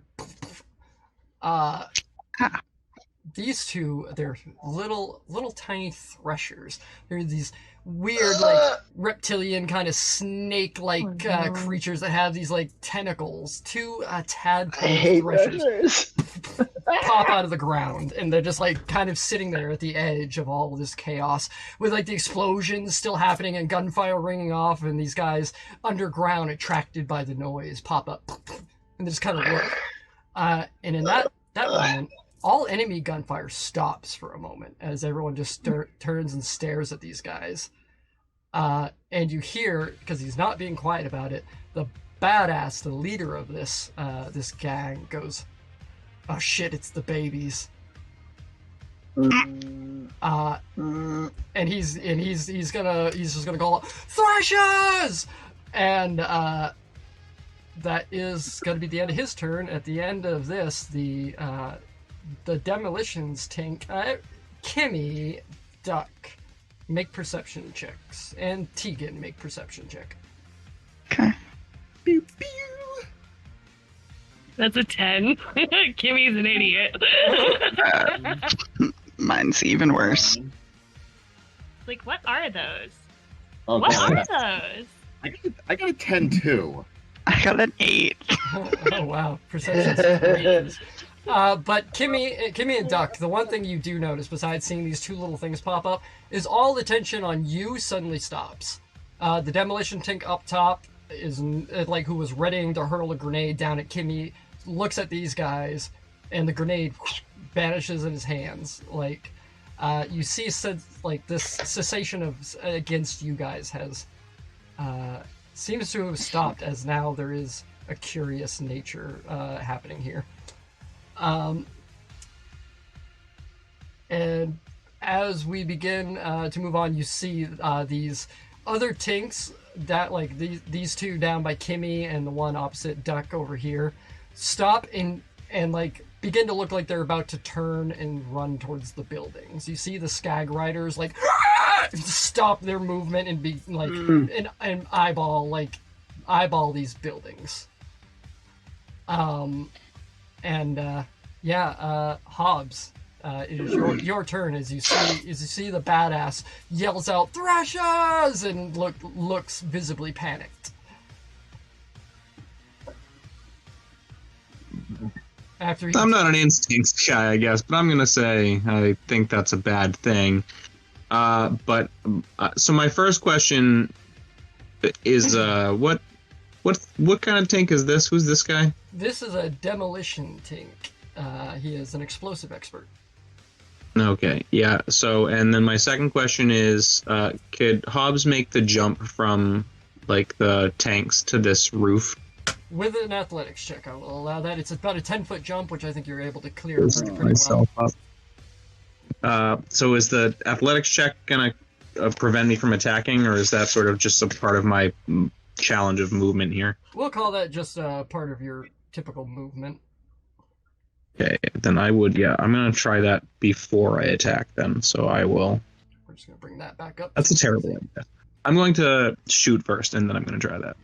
So I'm going to take a shot at that demolition tank with my marshal. That's a 16. 16 on the demolitions tank. Let's see. Demolition. That hits. My first damage tonight. So he will take 4, 7, 9, 11 piercing damage. 11 piercing damage. So the first time the demo tank has been hurt, as you see the shield breaks on it. And then I'm going to try and hoist myself up there with that was almost a 16, so that is going to be 14 on the dice. I mean, a 14, sorry, total. That's gonna be enough to get you up there as you just kind of jump, grab it, pull yourself up. It takes, just like a couple seconds, but you're able to get up there. All right, nice. We'll call that like rough terrain, basically, so expend like, 10 feet of movement to get up there. So 10 feet of movement, then let's see. I was gonna try and duck behind the box, but I'm more interested than... so actually I'm going to try and get in the grill of this demos dude to make it a bad idea to blow me up. And that's how I will end this. Alright. At the end of your turn, Fidget. At the beginning of your turn, if you want to make an insight check or a perception check involving anything that's transpiring right now, I will allow it, otherwise you're free to go. Find it, Fidget. 7. Encouraging sound. Not rolling well. All right, I'm going to.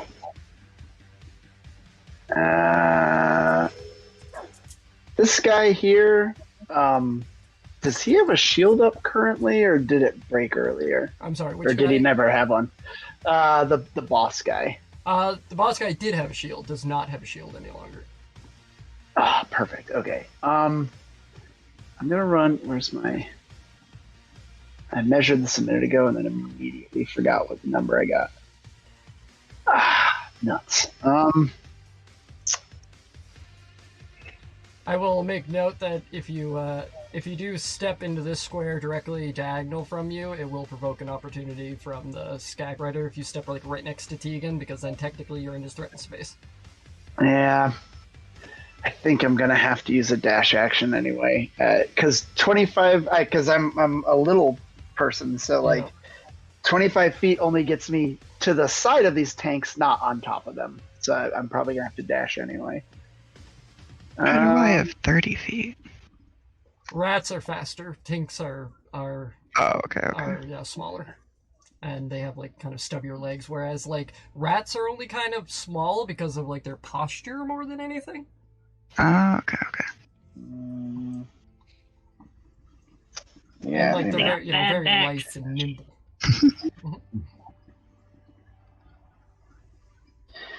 Yeah, bummer. I hate losing my action, but I don't think. I think it might behoove us not to be around anymore.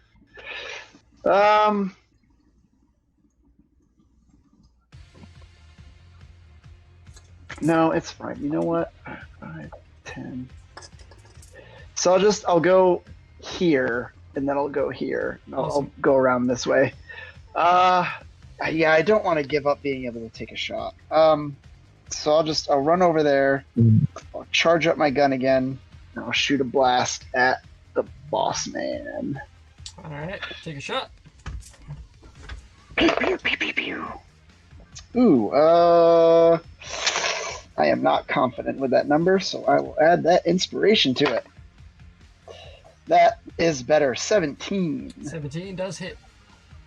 Nice. All right. And whoosh. 4, 5, 6, 7, 8, 9, 10, 11 total. That's with the, with his shield down. That's with the bonus damage. 11 altogether. Nice. As he, and 11's gonna break his fleshy threshold. I rolled the wrong die, so nope, does not ignite. What a sentence. And then his buddy's got to do a semi-important dexterity saving throw because I rolled maximum damage. Ooh, natural 1. Yes, 6 fire damage or more if he doesn't have a shield. The Skag Rider, the first one, does not have a shield. Sweet. So, no, not maximum on that. So 8 total fire damage to that guy. Ooh, very nice though. As he just in the Skag's dope. I love rolling maximum splash damage. Awesome. It feels so satisfying.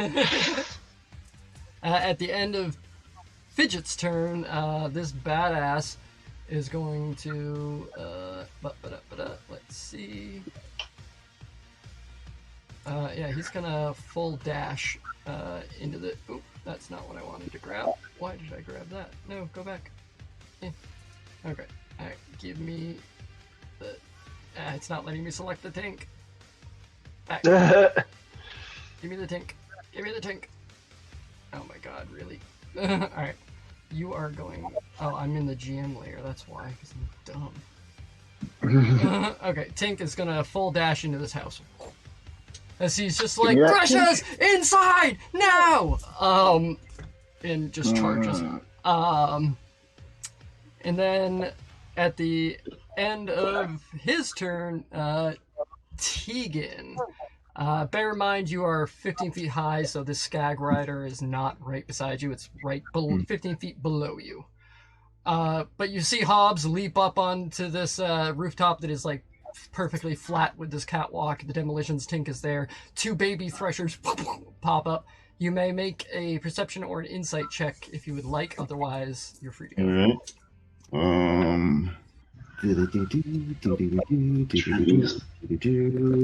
You mean something good? No, probably not going to do anything. I got 11. I mean, you saw and you heard the badass like say, get in, get inside. And again, it looks like attention's like not on you guys anymore. Even the demolition tank that just took a bullet from Hobbs and now Hobbs is like charging up on him is still like one eye on Hobbs and one eye on the threshers. Like, I shout to Hobbs. Should we be running?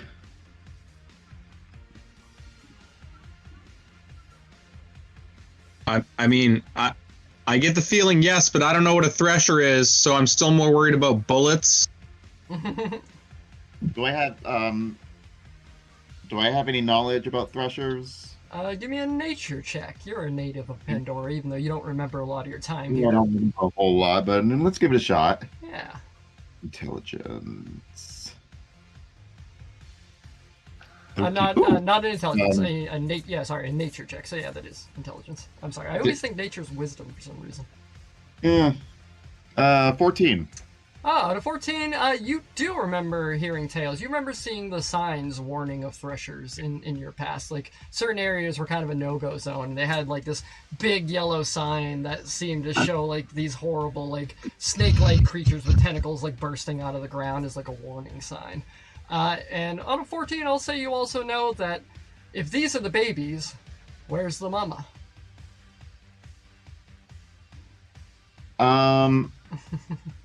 Yeah, so they're like these little snake things with tentacles, and there are babies, but there might also be a mama. Tell the others to get off the ground. Get off the ground!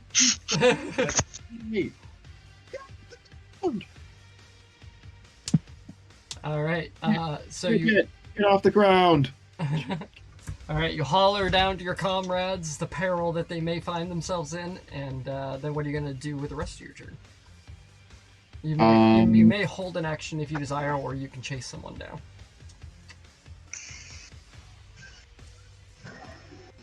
I'm gonna go over to the. Wait, no. How is the building that Hobbs is on like 25 feet? Because I can't see the label. I think I'm level with the 15 feet. You're the same level. Yes. Oh, rad. So I'm going to move over to the Tink and throw him off too. Okay. Awesome. Using your all right. So go ahead and make with advantage an athletics check. Doesn't even matter because I rolled a natural 2. I just rolled a 17. So. All right. So you full on just one arm grab this Tink. He's like and throw him off the roof as he give me roll me another 1d10 damage. Oh, I love this character so much. It's just 1. All right, as he like hits the ground. Oh fuck! Falling prone again on the ground. Awesome. There is no one else for you to attack up here, and you've expended about not quite half your movement, I think. But is that it for you? Yeah. Okay. After you, it is, let's see, that Tink is gone, so we have this Skag Rider here, who's going to turn and tear full Skag speed of 60 feet. Is me running through difficult terrain? Very true. So we're going to go ahead. That's 5, 10, 15, 25, 35, 45, 55. He's going to make it just through that as the Skag fully charges, tearing through this web, and is going to charge straight down this way. As he like shouts back, he's like, "Defensive perimeter! Like we can outpace them!" And is going to charge down, and he's going to hurl an axe at this Thresher. And with a natural 3, dice jail. Two dice in dice jail so far. Miss whiffing past these things, and you see these things turn and look at him and kind of like, just kind of like, fantastic. That's the Skag Rider. The other Tink. So Duck, that is now you. Cool. I will say, for the sake of it, there is a door to this building on the ground level on your left, and there's also on the building on the right that Hobbs and Tegan are basically on top of. There's a door in there as well. It's a little hard to see with these roofs, but these are buildings you may enter. Okay. All right. Yeah. Because I was gonna climb, but I think instead I'm gonna run over using my movement and an action to dash. All right. And try to open the door. The door is unlocked. Perfect. I open the door, I go inside and I yell, "Come on, come on, come on, come on!" All right. And for the sake of that, even though you guys, Tegan and Hobbs, are still on top, but for the sake of Duck, you are inside. Cool. Oh, does it Oh, nice, babe. Good job. This appears to be like a guard post. Like somebody's usually stand watching here, usually on the roof with maybe like a couple people downstairs. You see on the table there's like playing cards and booze, empty canisters kind of laying around. Cool. And there's a staircase going up to the roof, presumably. Oh. Okay. I'm not going to do anything with that right now. All right. Any other? You can't really, being inside, you lose sight of people, so you can't really do too much as far as like line of sight with these things. But no. That's my turn. all right. And at the end of Duck's turn, we have this Tink. No, stop doing things. No, go back. Did that building just move? Yes, it's scared of the threshers. But this dude's gonna charge on in through here, and is going to saddle up to what presumably is a window and take a shot at one of these baby threshers. That's gonna hit for 5 points of shock damage against one of these babies. That's it, like. And then after his turn, this baby thresher is going to burrow. Mm-hmm. And then Kimmy, it is your turn. And at the beginning of your turn, if you want to make any kind of general insight or perception, you are certainly welcome to. I'm gonna do that. I know I keep rolling bad, but I'm gonna get it eventually. Hey, you know, it's all about the odds. 14. Are you rolling perception or insight? Insight. All right, with a 14 insight, you see even the Tink that's now like in front of you is staring up at you and goes, "Hey, we got bigger problems, lass." Yeah, okay, alright, sure. And she just kind of tears off to the door where Duck just went. She's like, "Fuck this."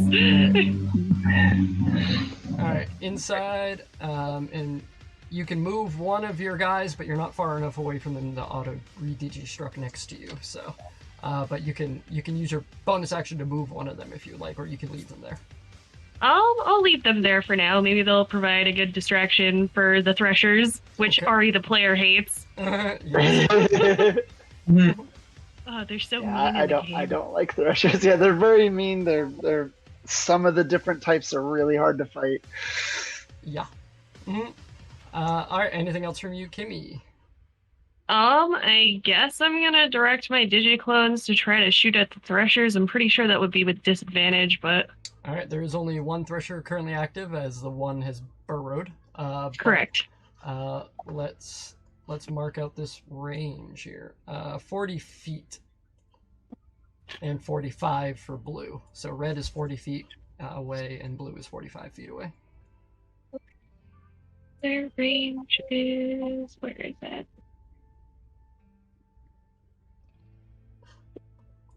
Should be right underneath their main attack, the plasma cannon. Okay.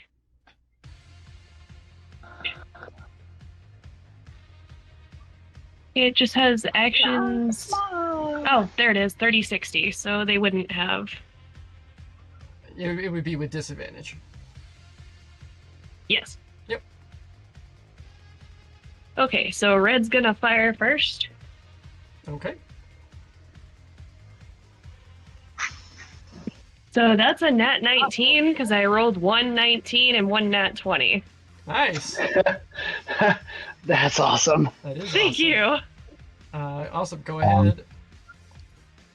All right, and that thresher takes 2 points of electrical damage. 2 points of electric damage. Nice. As it. Awesome. Go ahead and take your second attack with disadvantage. All right, and Kimmy Blue. Heavy blue lands a 6, so does not hit. Unfortunately, as that one just a little bit too far away, just kind of whips it. Awesome. And then anything else? That's the end of your turn, I believe, right? Yes. All right. At the end of your turn, we got 2 Skag Riders, or 1 Skag Rider that is going to charge out to be with his buddy. As it is just like, for the clan! If I can properly select the token. There we go. As he charges out. And the other tank that just said that to you, Kimmy, is going to actually charge in here as well, into that building. You can take an attack of opportunity against him if you want. That's okay. Like he said, we have bigger plums. And Kimmy has a soft heart. Sorry, I just moved you, Hobbs. I'm just, it was right underneath you, so I just had to do that to get No worries. As he runs in and looks at both of you guys, he goes, bigger problems! And he's just going to run. Sorry, Kimmy, did you say he did get an attack of opportunity or no? No, Kimmy's soft. She doesn't want to do that. There's bigger problems. And he's going to make it partway up the stairs. Duck, if you want to take an attack of opportunity, you can. Seeing that Kimmy doesn't, he won't. Alright, as he's just like, you know, fuck it, precious. Dope. And then, back to the top of initiative, where anyone, that's on ground level feels a deep rumbling in the earth. Yep. Oh no. Oh no. And breaching out of the ground just below the, this massing of webs, oh my god. Oh god, no. A giant pyre thresher bursts out of the ground, standing. They're the worst ones. Standing like 15 feet tall, its body completely ignited in flame. It sends out a wash of flaming energy as it's tunneling into the ground. Its flames are suppressed, and then when it comes out into the oxygen rich, it just novas. Yeah. Guys, I don't think I can punch that thing hard enough. Yeah. And these 2 Skag Riders need to make dex saves. 1 passes, 1 fails.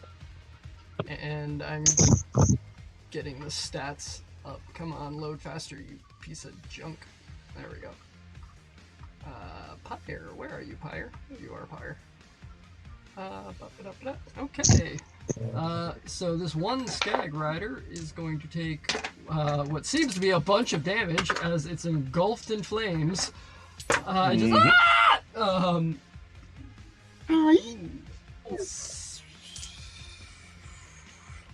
Skag Rider, where are you? Yep. And is immolated with 19 points of fire damage. Yikes. And the Skag along with him too. His kind of just burns. So bye Skag Rider. You were fun while you lasted. And let's mark you as dead. And then this Pyre Thresher is going to roll initiative. With a 19, going just after the badass. The Demo Tank is going to dead sprint into this building, using all of his movement just to get inside, including a dash action. And that's going to be his turn, and then Hobbs, it is you, as you see this enormous flaming monstrosity jut out of the ground and instantly immolate a Skag and his rider. Yeah, I'm going to call that the biggest problem here. So, Hobbs is going to step to the edge of the building and test out a new Gunzerker tech here. So I will 60-foot range. I will fire off a 12-pounder heavy with an arcing trajectory, and can I get the Thresher to make a dex save? Dex save for the Thresher, absolutely. As you struck this giant cannon on your shoulder.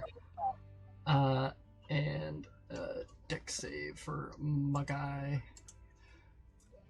Not very dexterous. That's a 9. Blended news. So he's going to take 3d8 bludgeoning. Nice. Those are 8s. Okay. That's almost maximum. Nice. That's going to be 17 bludgeoning damage. 17 bludgeoning damage. Nice. As that rocks him down. A 5 and 2 6s. Nice. I wish I could have passed that. What was the name of the launcher that you digistructed? 12-pounder heavy. The Torg. Yes, this thing actually, 12-pounder fires a cannonball-like projectile that just and barrels into the side of this thing, almost sending it over as it like, you know, like, dope. 12-pounder, so good. Awesome. I'm just gonna say, go home, Thresher. You don't know where your kids are.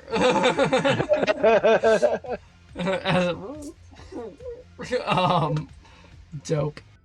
Yeah, the stairs in here are those? They're going up, right? Which building did you run into? Oh, this one here. Yes, those are. There is one Tink currently charging up those stairs. But yes, the stairs go up onto the roof. Okay. I think I want to dash.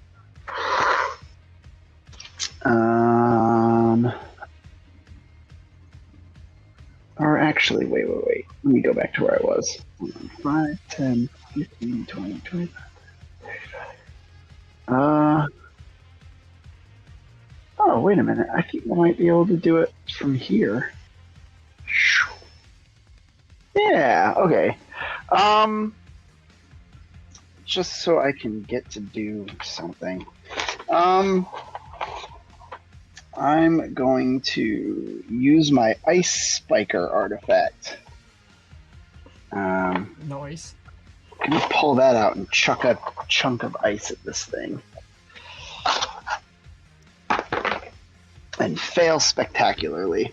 So never mind. I either miss or that piece of ice just melts before it hits it or something.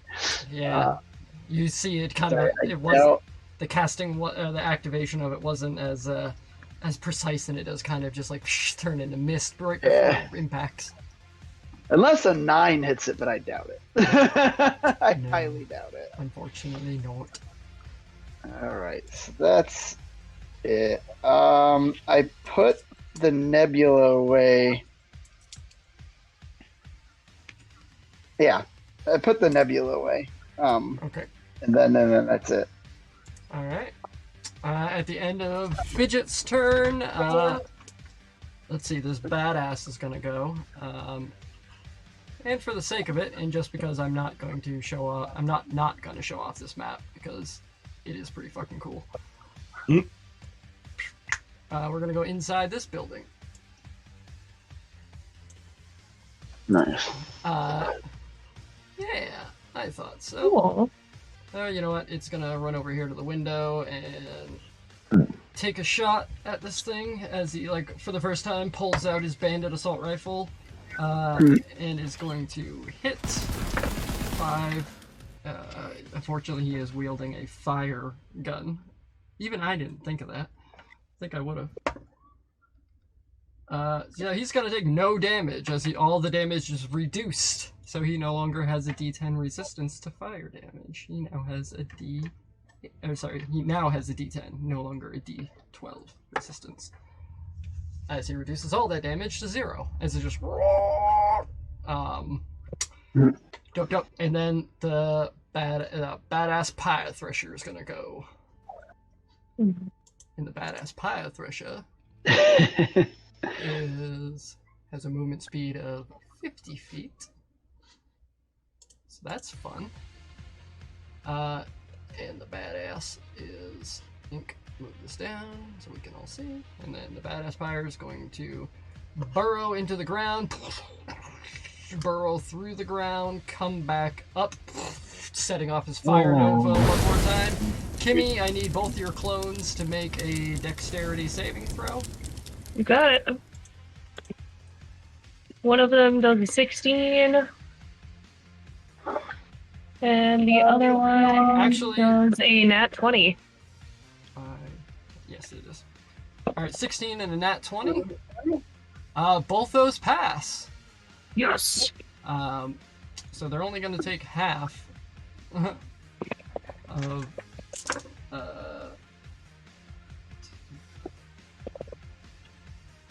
they're going to take 7 points of fire damage. Whoosh. But that's going to be the... and then that's just his movement. So he's going to look at this catwalk and raises up 2 massive tentacles and slams the catwalk instantly. Like you see this this metal begins to bow and warp, and then finally he's going to shatter this catwalk. As the catwalk is shattered. Tegan, I need you to make a dexterity saving throw. Oh, not dexterity.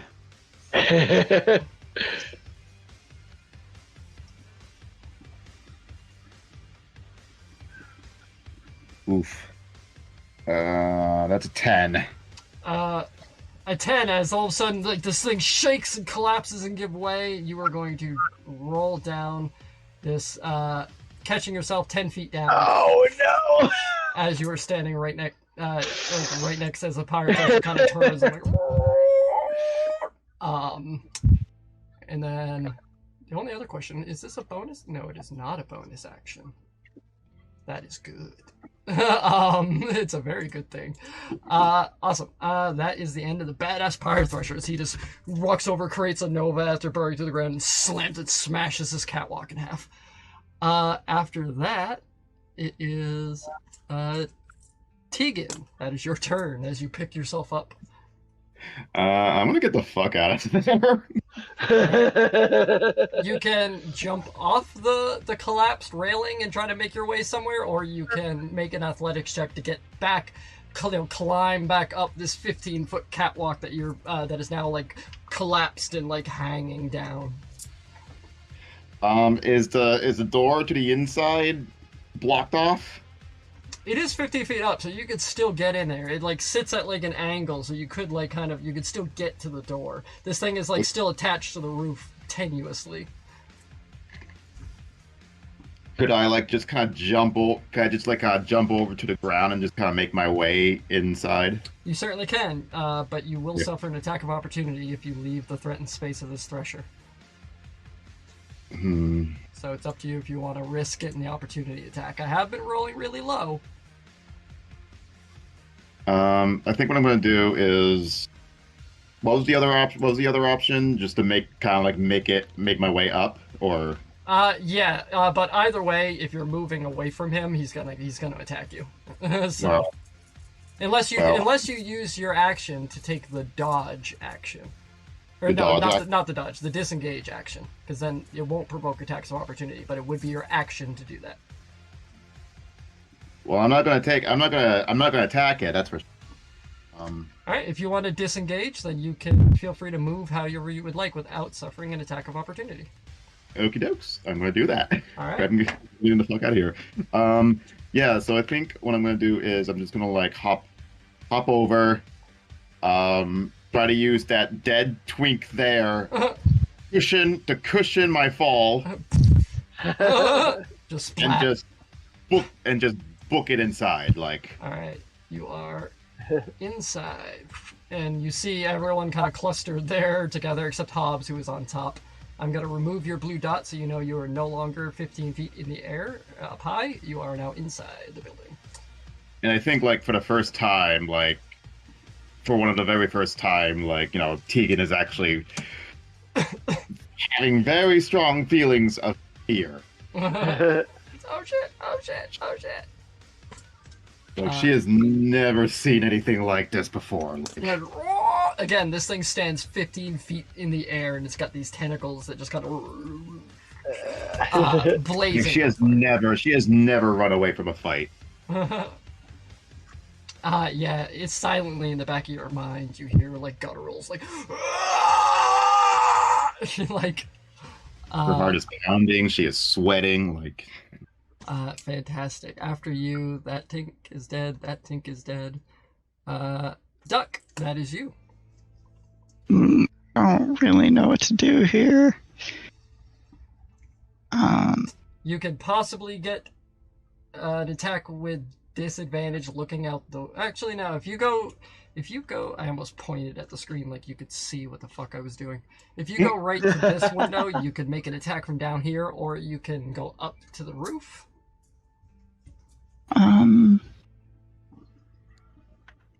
Are our pseudo allies attacking it?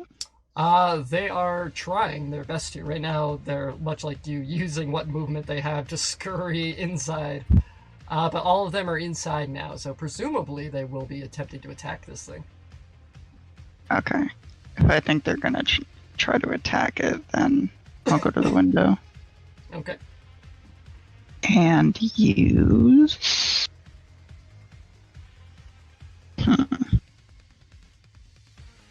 No, I'll just take a shot at it.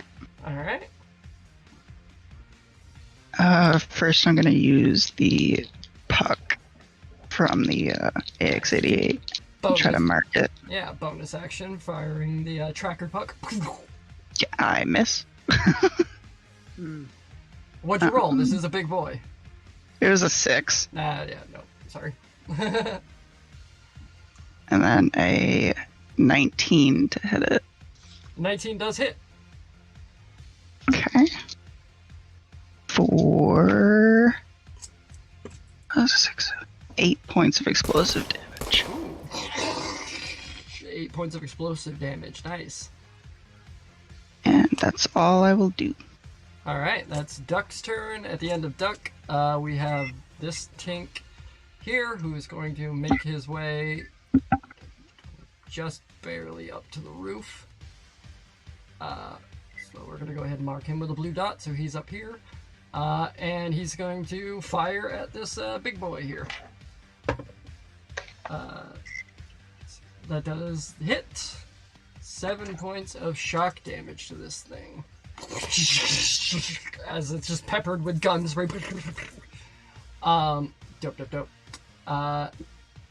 And then that's that Tink. Kimmy, that's you. Can I still see the Thresher going out the door, or is the end of the catwalk on the ground in front of it?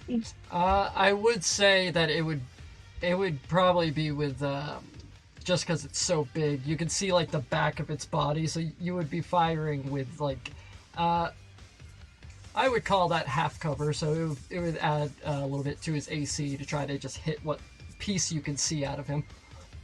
Okay. Hang on here 1 second.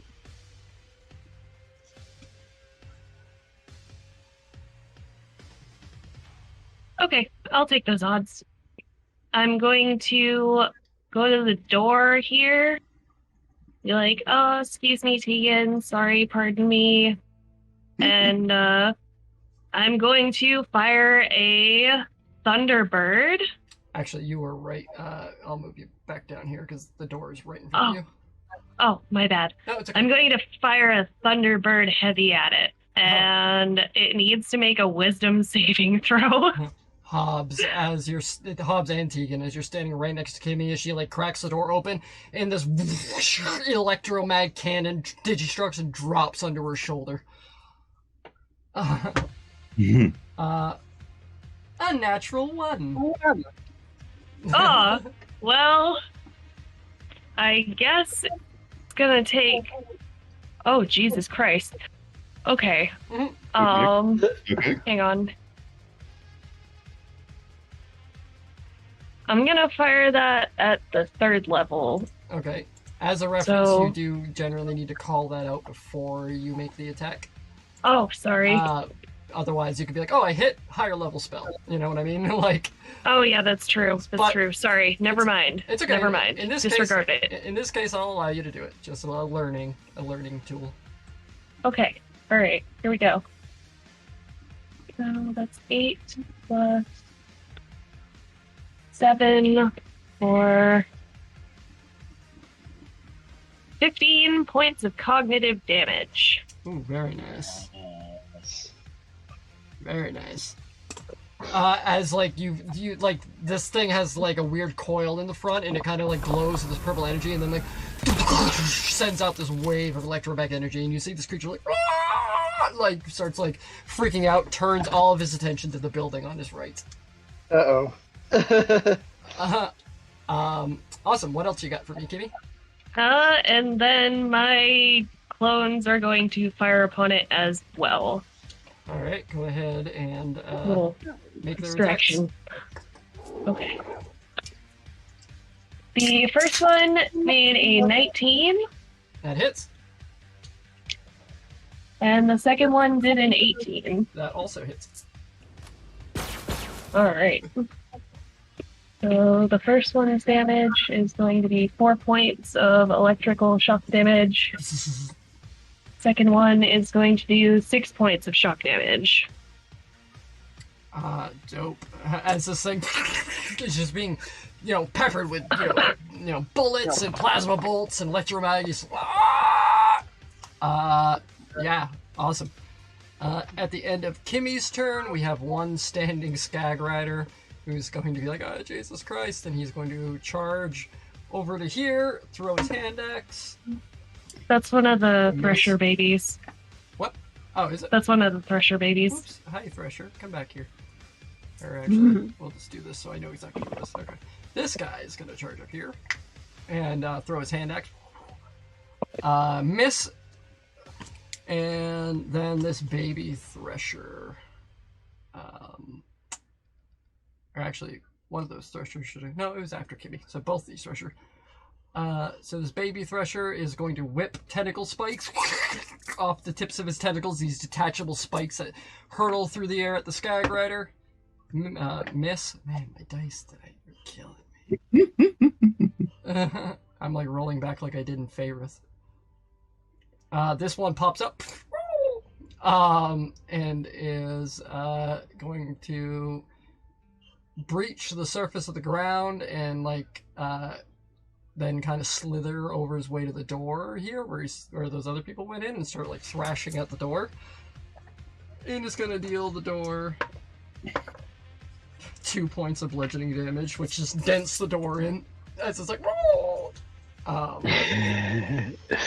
and we have one more tink I think kicking around here somewhere. Yes, yep, this guy right here is going to 5, 10, 20.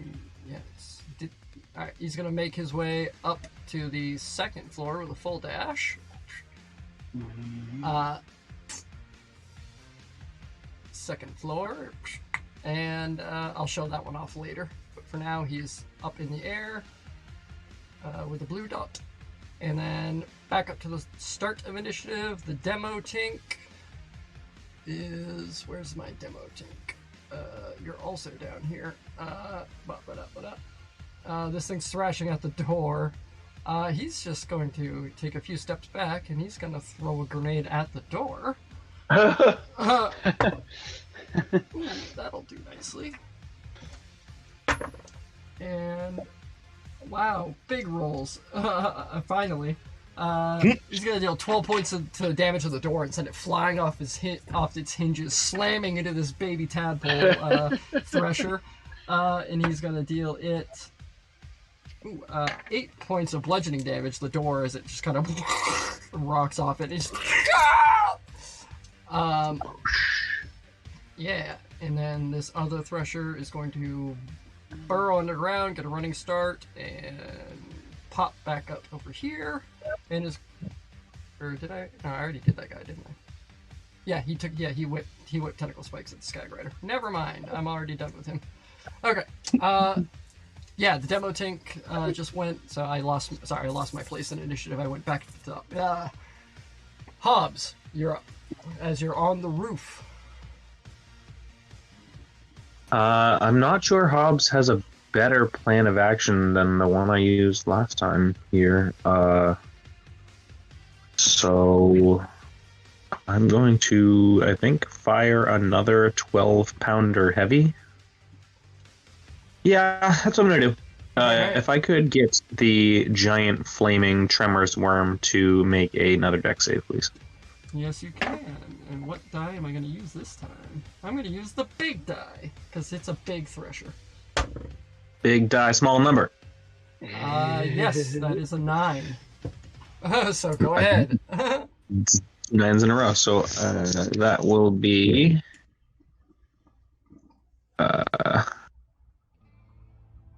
Oh, I realize now that I wasn't very close to max damage last time because I was rolling on 8s, not 6s. Derp. But so this time is good. That is 19 total bludgeoning damage. Nice. Alright. As another cannonball like smashes into the side of this thing, impacting part of its head in. Like, awesome. Anything else from you, Hobbs? As this thing like turns, it's got like just 6 eyes that just... Yeah, I'm gonna step back to the far side of the roof here a little bit. Okay. Not to get directly behind Fidget. That didn't look good, but... well, no. Fidget is still below you. The only two on top. Okay. So run and get directly behind my comrade here. I know. I wish this could show depth a little better. No, that's all right. I'm blue dotted. Yeah. I know the deal. All right. That is the end of your turn. Fidget, that's you.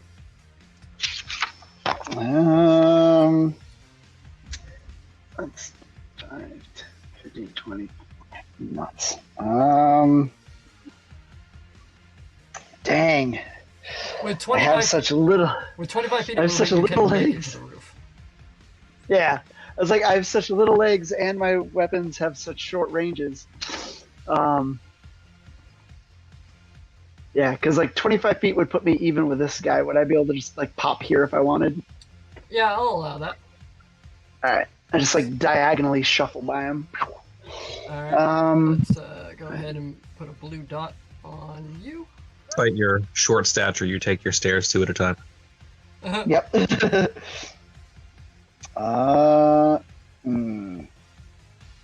He's just outside of the short range of my gun, and I'm not confident I'm hitting it with disadvantage.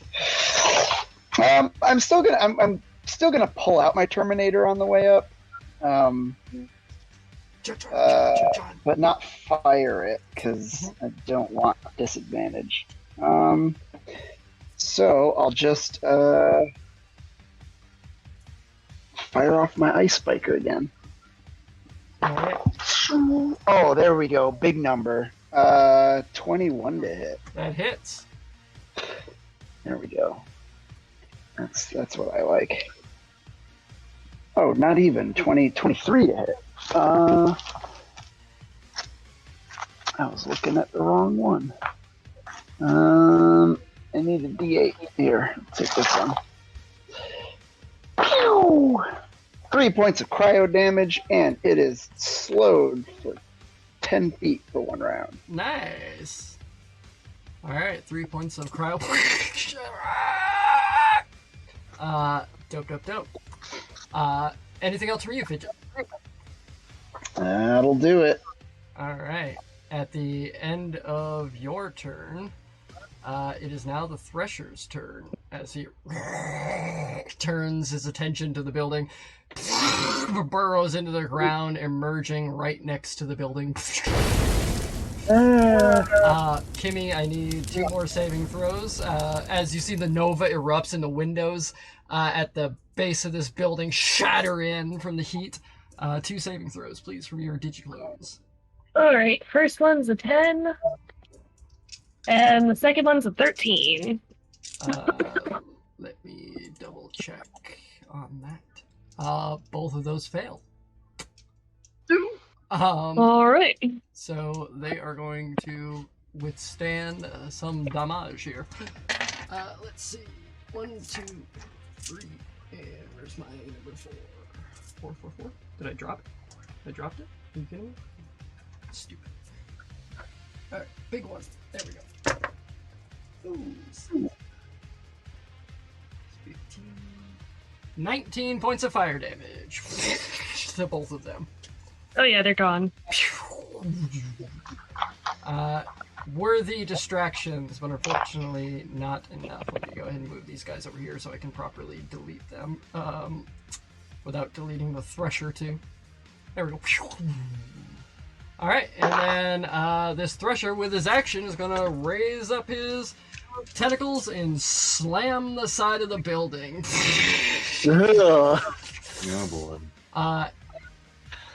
And the building cracks and shudders and begins to collapse on itself.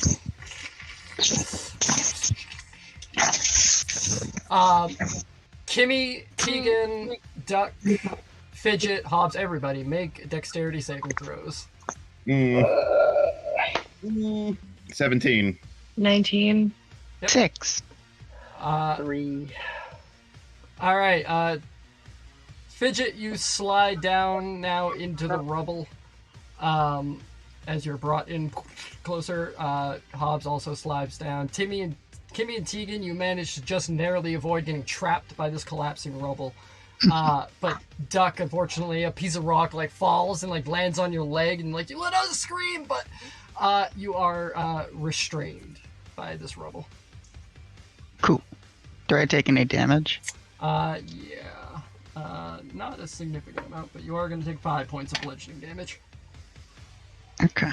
And then at the end, that's the Pyro Thresher's turn. At the end of the Pyro Thresher's turn, we got this badass who is going to make it up to the second floor next to his buddy here. With the dash action, is going to swing open the door and step out onto this precarious landing. And that's going to be it for him, taking the dash action, these little leg guys. But he readies his weapon. And then Tegan, that is you, as you narrowly avoid this crushing rubble. But you are now out in the open. You no longer have the safety of cover, as part of this building has been smashed in. Okie dokes. Well, I'm pretty much out of my rage at this moment. You did not suffer any damage since your last turn, I don't think. So, and you did not make an attack. You ran. So yes, I believe your rage has dropped. Yes. So I am out of my rage. So now I gotta think. The first time I gotta think strategically here. Basically, I think what I'm going to do is, am I able to use tech? You can expend one use of your rage to enter your crunchy bombardier. To gain access to your tech. Yes, you can. Yes. So I think that's what I'm going to do. Awesome. Instead of your rage, a little visor, digistructs on the side of your head and clicks down like a targeting. And tell me, what tech are you going to use? The 12-pounder. Nice, as you digistruct a giant Torg barrel and on one of your meaty shoulders. All right. And Kimmy, duck!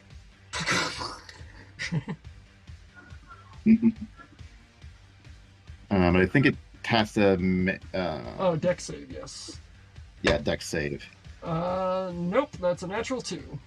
These dice are killing me. And what was it? 3d8? I do believe so. Yes. Okay.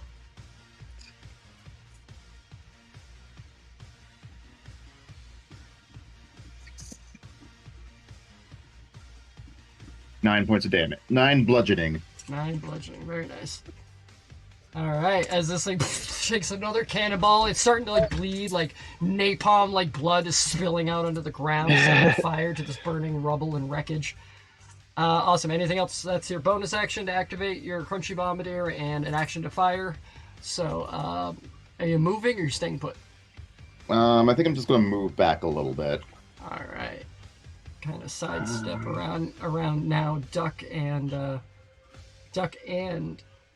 Fidget, because you are now mixed in with this rubble. I'm going to go ahead and remove the roof as the roof is collapsed, more or less.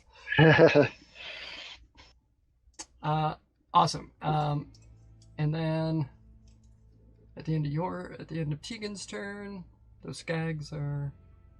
Yeah, that skag's dead. The Tink's dead. Duck. So that's gonna be you. As Cool. Your leg has been pinned a bit under some rubble, and you're just like. Yeah, I'm gonna try to get this rock off me. All right. Let's see. It is an action to escape the rubble. In this instance, I will allow you instead, if you want to make an athletics check. I'll just use the action. As you just like, you feel like parts of your skin like scrape across the rock as you free your leg. Cool. Is anyone looking particularly bad right now? Oh, what, did I take damage from that? No, because you just kind of like tumbled into the rubble a little. Oh, okay. So I think the worst person so far is, I think, Kimmy, you've still suffered the most damage. I'm at 24 hit points right now, so I should be okay. Okay. Okay, then I'll save this lot for now. Alright. Moving off of Duck, is Kimmy. Kimmy is gonna disengage and get through this rubble away from this bucket thing. Alright. I think that's a smart idea. You claw your way out of the rubble, and begin to make your way. You gotta try to get, like, right here. Is that alright? Yep, as you kind of duck further into the stairwell. Yep. Okay. And that's it. Alright. Fantastic. At the end of your turn, this, finally, this yellow Tink here is going to run up to this window and smash it out, take some shots at this big motherfucker, and miss as he just fires out. And this Skag Rider is going to charge over, throw a hand axe, and also miss. This is when rolling low works. It doesn't work in all of our favor. And then we got this one more Tink down here who's gonna make his way up through the stairs. Or actually, you know what? My bad. That's the demolition Tink. You're gonna stay right there where you just kick that door in with an explosive. So that's it. Back up to the top. The demolition Tink is gonna pull out his pistol and fire at the Thresher.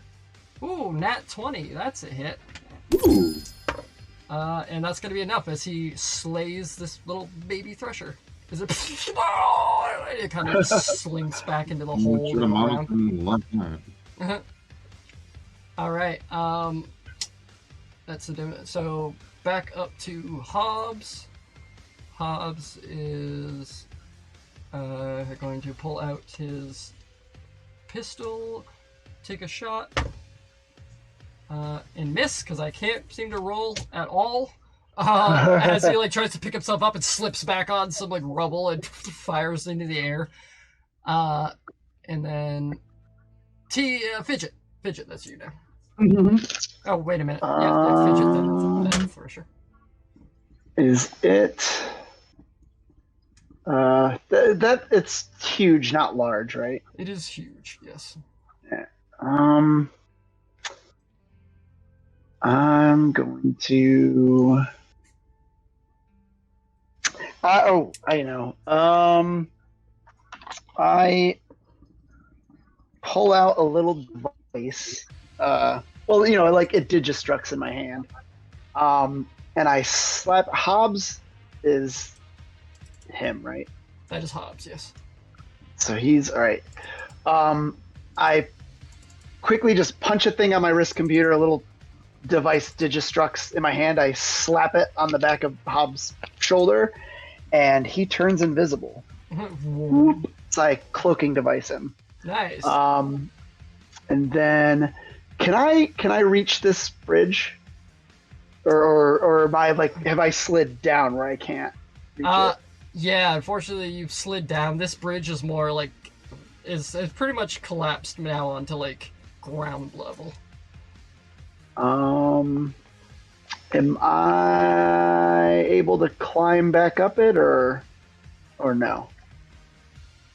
Well, I mean, like that part of this is now like resting like on the ground. Okay. Basically, Right. as like smashed down.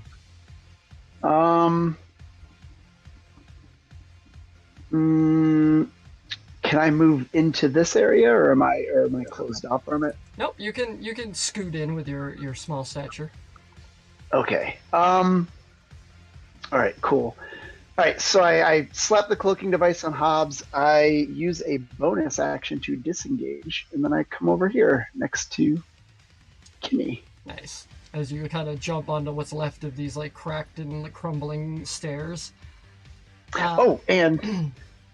And light shield, baby. I haven't been hurt in 2 rounds. I get 4 of my points back. Nice. There we go. Which very well may help you, because now it is the Pyre Thresher. And the Pyre Thresher, now having people more or less out in the open that it can actually get engaged at, is going to the ground. It raises up 4 large... Oop, that's not what I wanted to do. 4 of these flaming tentacles burst up through the ground. Yeah. Pretty much all around and in front of you guys. Like, yes, indeed. Like knock back Hobbs a little bit. Like, oh boy. And right in here. There we go. As these tentacles burst up through the ground. That's his action. That's going to be his turn. As let me read the wording of this real quick here to make sure I'm not doing it wrong. Yep. Okay, that's what I thought. Okay. Awesome. And then it is going to be Tegan. Tegan, I need you to make a dex saving throw. Yeehaw. 8. All right. You are going to take 23 points of fire damage. Jesus! As these tentacles begin just flailing around, smashing at everything in their proximity. How you looking now, Tegan? I'm okay, but not. Could use some.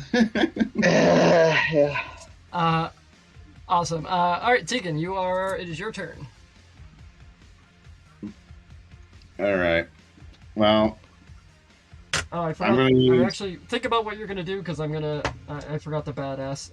The badass does hit and is going to deal 9 points of piercing damage to this big creature. Is it? Looking very beat up at this point, though. Looking bad. All right, go ahead, Tegan. Okay.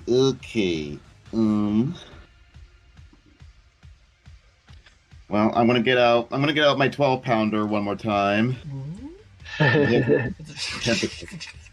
Pretty much the one that's right in front of me, probably, most likely. All right, you're aiming for the tentacle.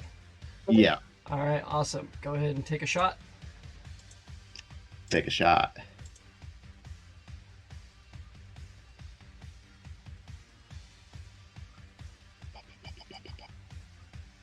Oh wait, it's a dex save, ain't it? Oh yeah. Yeah. All right. Yeah, it's tech. The tentacle fails. So go ahead and roll your damage for your 12-pounder. Fuck yeah.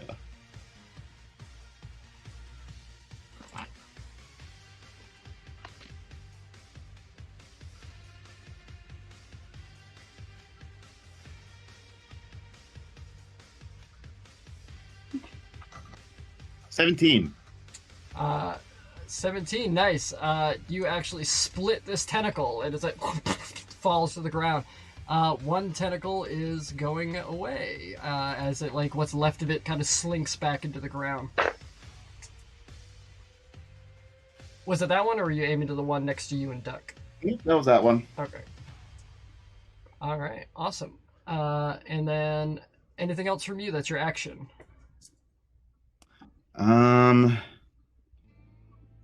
Yeah, that's pretty much all I can do for now. Alright, Duck, at the start of your turn, these things, I need you to make a dex saving throw. Okay. Shit, 16. 16 actually succeeds, so you are only going to take 10 points of fire damage. Okay.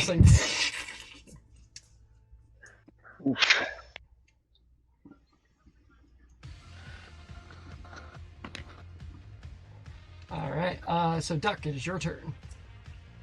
Okay. I'm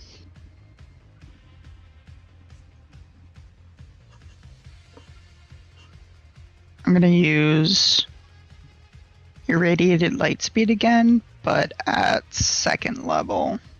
Nice. Are you aiming for a tentacle or the beast himself? The beast himself. Alright, go ahead, take that shot. Or, yeah, throw your grenade. 19? 19 hits. Amazing. Alright, this is gonna take me a second because I only have 2 d6s.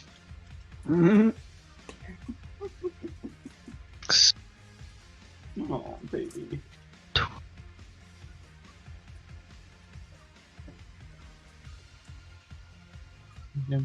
20 points of radiation damage. Nice. As you... it, like, collapses to the ground, and for a second you think it might be dead, and then it just raises its head up. And the next attack has advantage. Next attack has advantage. Alright. That tink's dead. So Kimmy, that is you. Alright.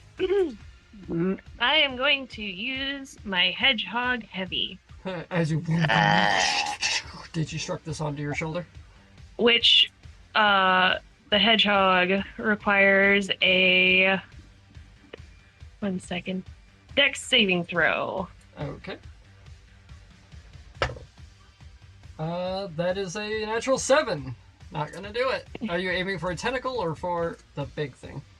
The big thing. Oh, I do hate to do this, but before, at the start of your turn, I need you to make a dexterity saving throw.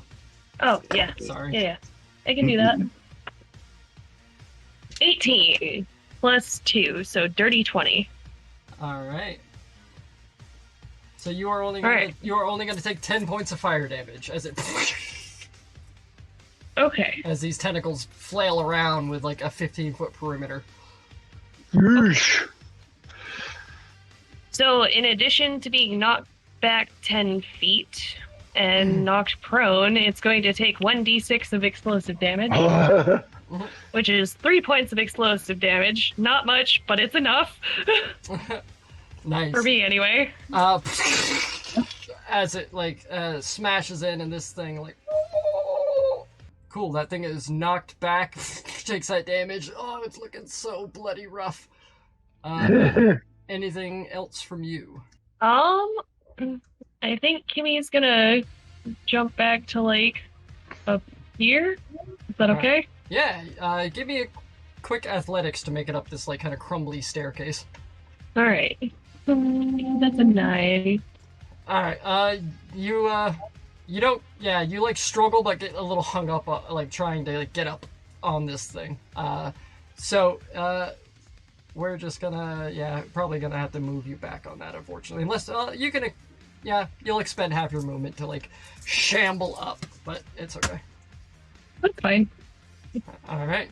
At the end of your turn, this big baddie, the badass Tink is going to see all these tentacles and is going to throw one of his chocolate cakes again. Ooh, a nat 20. Ooh. There you go. Thank goodness it wasn't for the... It's going to remove one of these tentacles. As Duck, you see like a grenade explode, scattering this like flaming tentacles. Damn. Death by chocolate icing. Death by chocolate. Awesome. So sorry, that was the demo tank, rather, not the badass. And then Hobbs. Let's see if I can actually hit for Hobbs.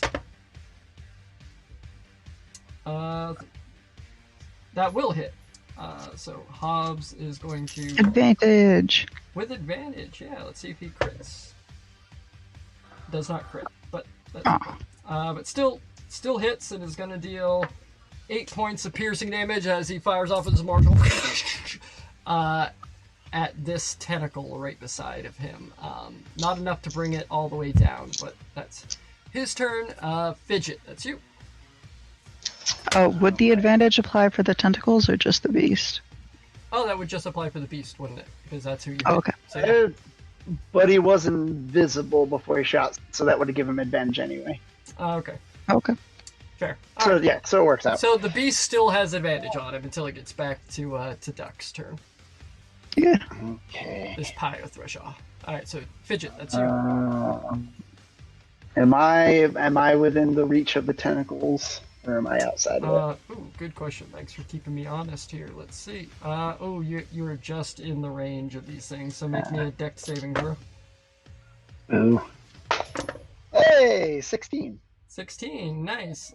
So you are gonna only take 13 points of fire damage. Oh, that's still a lot. It would have been 26. All right. Oh, aren't we vulnerable to fire too? Yeah, my shield just got taken out, so I would take. Because mine did as well. bonus damage. Okay. So Duck, you suffer an additional 4 points of fire damage, and Fidget, you suffer an additional 2 points of fire damage. So it was 13, right? So Yeah, 15 total. All right.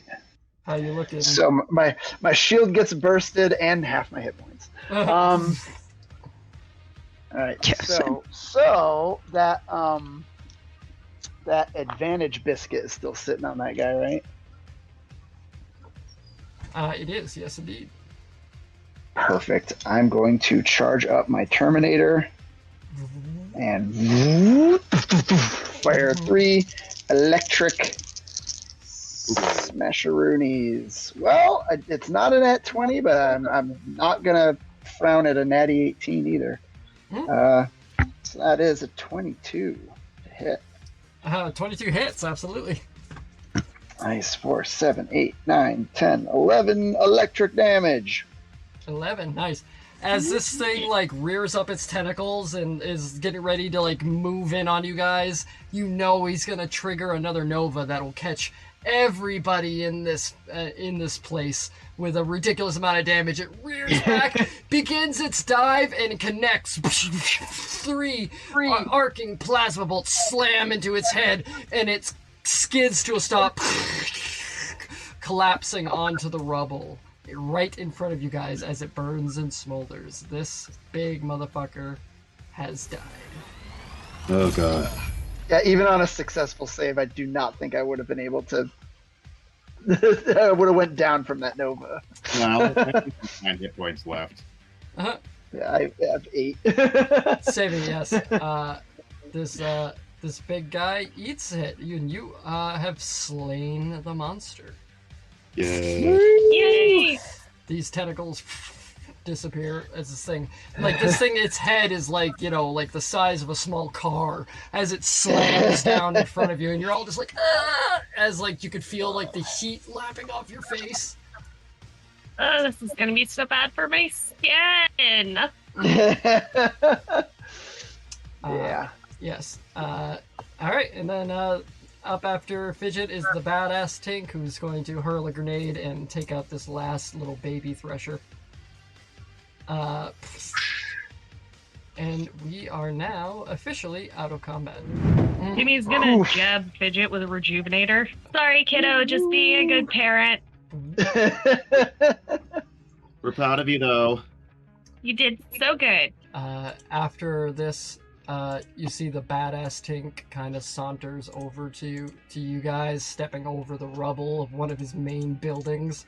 He's still holding his gun, but he kind of like regards all of you kind of clustered in this area and goes, I think we can call bygones.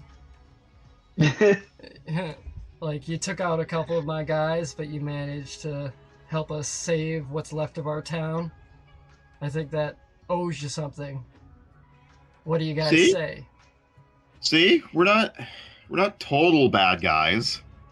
I never said you were bad guys. I said I wanted your stuff.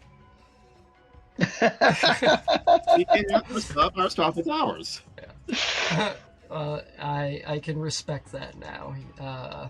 You guys easily could have kept shooting at us as the Fire Thresher laid waste to our town, but you didn't. You went after the worst threat, and that goes a long way where I'm from.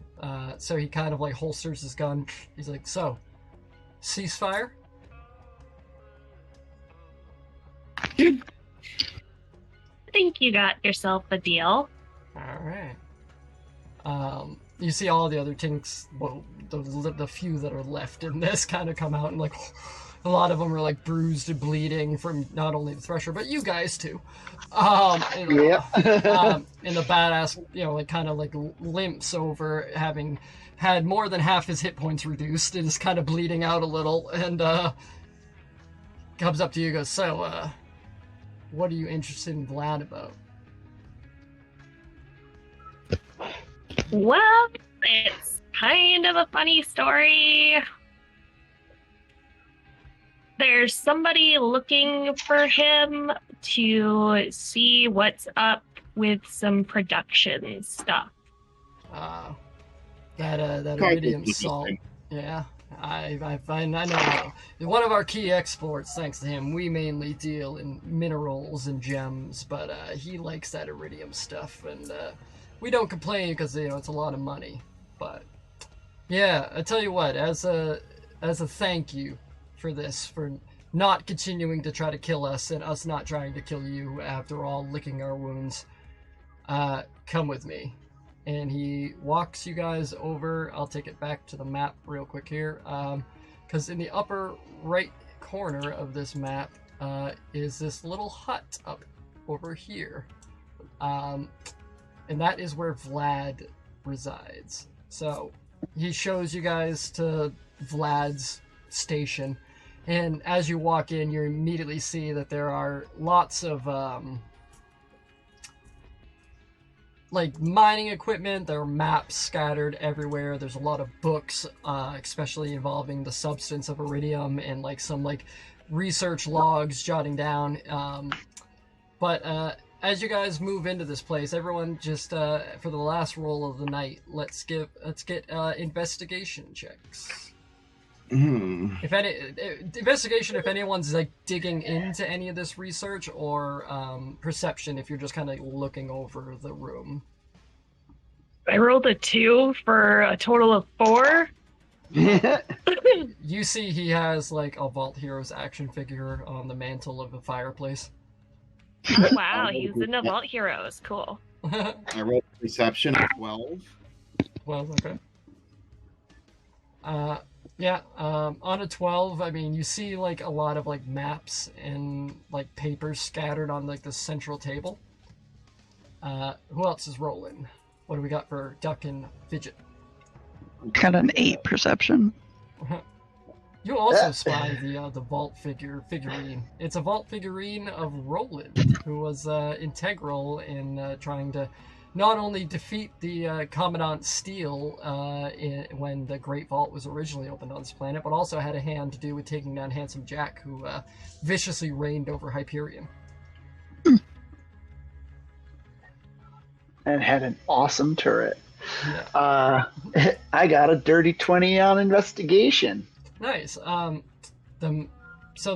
You actually spy a few things. One, so you snag one of the books that specifically talks in depth about iridium, the substance and its various uses, from like creating slag to it touches on some notes of like how the sirens, like their power was amplified by this substance, and there's also handwritten notes on how to powder it and turn it into a narcotic. Oh, fun. But probably the two biggest things you see as you're walking around this place kind of exploring, the badass is like, yeah, by the way, my name's Winston. I run this clan, as he's like holding his bloody side still. He's like, Vlad goes out to as I said, to the Eridium Blight a lot, and he's been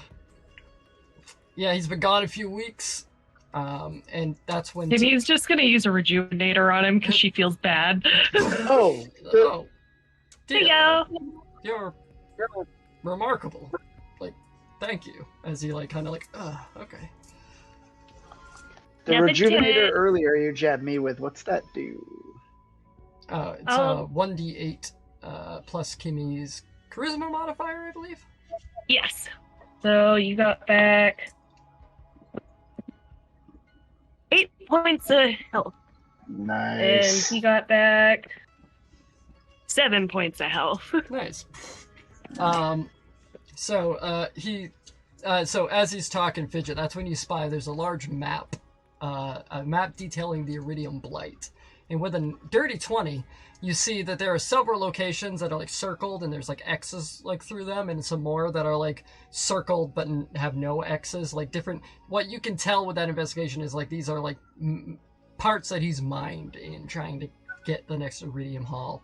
But you see with a dirty 20 that one of these is a lot fresher than the others, and it's like kind of circled in bold like a couple times. Yeah. And you see it's actually right next to, there's an old Hyperion Eridium manufacturing, or not manufacturing, but Eridium like extraction plant. And it seems from the map that he's found like an entrance like underneath it where they had already been mining for Eridium, and probably figures that was his best bet to still find some Eridium there. Nice. Also on a dirty 20, as you're kind of walking around the room, there's a picture, and you kind of look, pull it off like the little desk, and it appears to be a picture of Vlad, but it's a little hard to tell because he doesn't have the apparatus on. But the badass comes up and it's like, yeah, that's old Vlad. Again, little tank, looks pretty happy, and is like got his two like arms around like these two figures that are like ducking down so he can put his arms around them, but they're all smiles. It's a man and a woman. This picture looks old too, very faded. The guy is like, yeah, that picture's probably like some 20-ish years old at this point, maybe a little give or take. But it's Vlad with a man and a woman. And Tegan, as you move over to Fidget to see what he was looking at, you recognize the two people vaguely in the picture. It's your parents. Whoa. All buddy-buddy with Vlad. And you all watch as Tegan goes comatose for a minute. Her eyes glaze over as a voice in the back of your head screams at you, filling your entire senses. And it's like, Mommy and Daddy! And that's where we'll end our tale of Vaults and Villains.